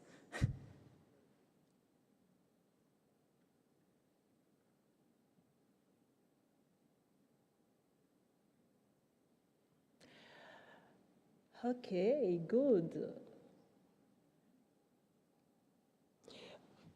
Okay, good. I see that cost is mentioned for challenge in AGRITECH, but also in agroecology. But I don't know if someone in the public can say what is the difference of this challenge in agroecological way and AGRITECH way. I don't know, there is one person want to talk about.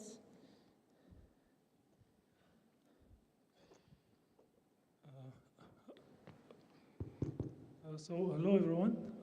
I'm surprised about the ones who are taking the position against the use of AGRITECH. And I think it would be better if we say whether if Africa is ready to adopt the technology parts for the agricole like system. And there is also one point which is there is no negative effects there is no negative effects of the use of technology in agriculture. The negative points that you have mentioned, they are related to the mismanagement of the chemical use in agriculture. And I think if we put ourselves in against the use of technology, we are going we are not following the global system, and we will be missing like the potential of the use of technology to ensure the food security. Thank you. Okay, a last comment. Yes, you can also say something. I'd like to make a comment about the cost. I think you asked a question about cost. Exactly. Why it appears on the two sides. Like it showed on the board, misconception and knowledge are one of the reasons why either agroecology has not moved forward or the two are not integrating. And in order to dissociate this misconception, we need research and to come up with novel knowledge. Research is costly. To develop a prototype, either AgriTech or an agroecology method is costly. For us to prove to researchers that agroecology is actually fine, it's good, and communities in Africa have been using it for a long period of time, we need to adopt maybe an empirical view, which is also costly. So I think those are the reasons why cost appears in all the two cases. We need to dissociate the misconception that exists in the two camps. Even now in the debate, you discover that the other team was conceiving AGRITECH as fertilizer use or fertigation. It's not limited to that. Whereas Sana, for example, was highlighting the use of digital technology and applications. So you cannot look for one camp and sit on it. You need to treat all of them, whether it's innovation, whether it's digital technology, whether it's communication, all of them fall under AgriTech. It's just application of tech in agriculture. So those misconceptions needs to be solved. First, it's costly to do the research that is needed to dissociate that. Thank you. Okay, perfect. I don't know if Khalid wants to add something. Just to reply to the comments. Thank you very much. Very interesting comments. The thing is, actually, when we say like all these problems we are talking about like climate change and all of that, it's not Africa. Africa doesn't have these type of problems. We don't have very high intensive production and use of all these inputs. We still using the legacy effect of our knowledge from generation. The example we can take is actually the other countries, the more developed countries. They pollute more because they have they are more developed in these type of systems. And it's like 2 decades now, maybe more, but at least 2 decades if we go to every conference in the world and we listen to them. If they are talking about agriculture, you will hear about sustainability, you will hear about sustainability and preserving the next generation. All of these, we have been tackling these subjects, and we have been improving and looking for techniques using the agroecology techniques to reduce that. We do have knowledge to switch, and the problems, as we said, are the other side. We can take them as example. We don't want to pollute like them. So, and we have enough knowledge to apply all these agroecology principles in our lands. So we just have to embrace it before that the systems goes and being installed. We can install a good system for us. This is my. Okay, thank you for your debaters. And it's a very, very interesting subject, and you try to convince each other why we can or can't reconcile the agroecology and AgriTech. And thank you for your effort. Thank you for your argument. And also let me say thank you also for the public and to be part of us. Thank you very much.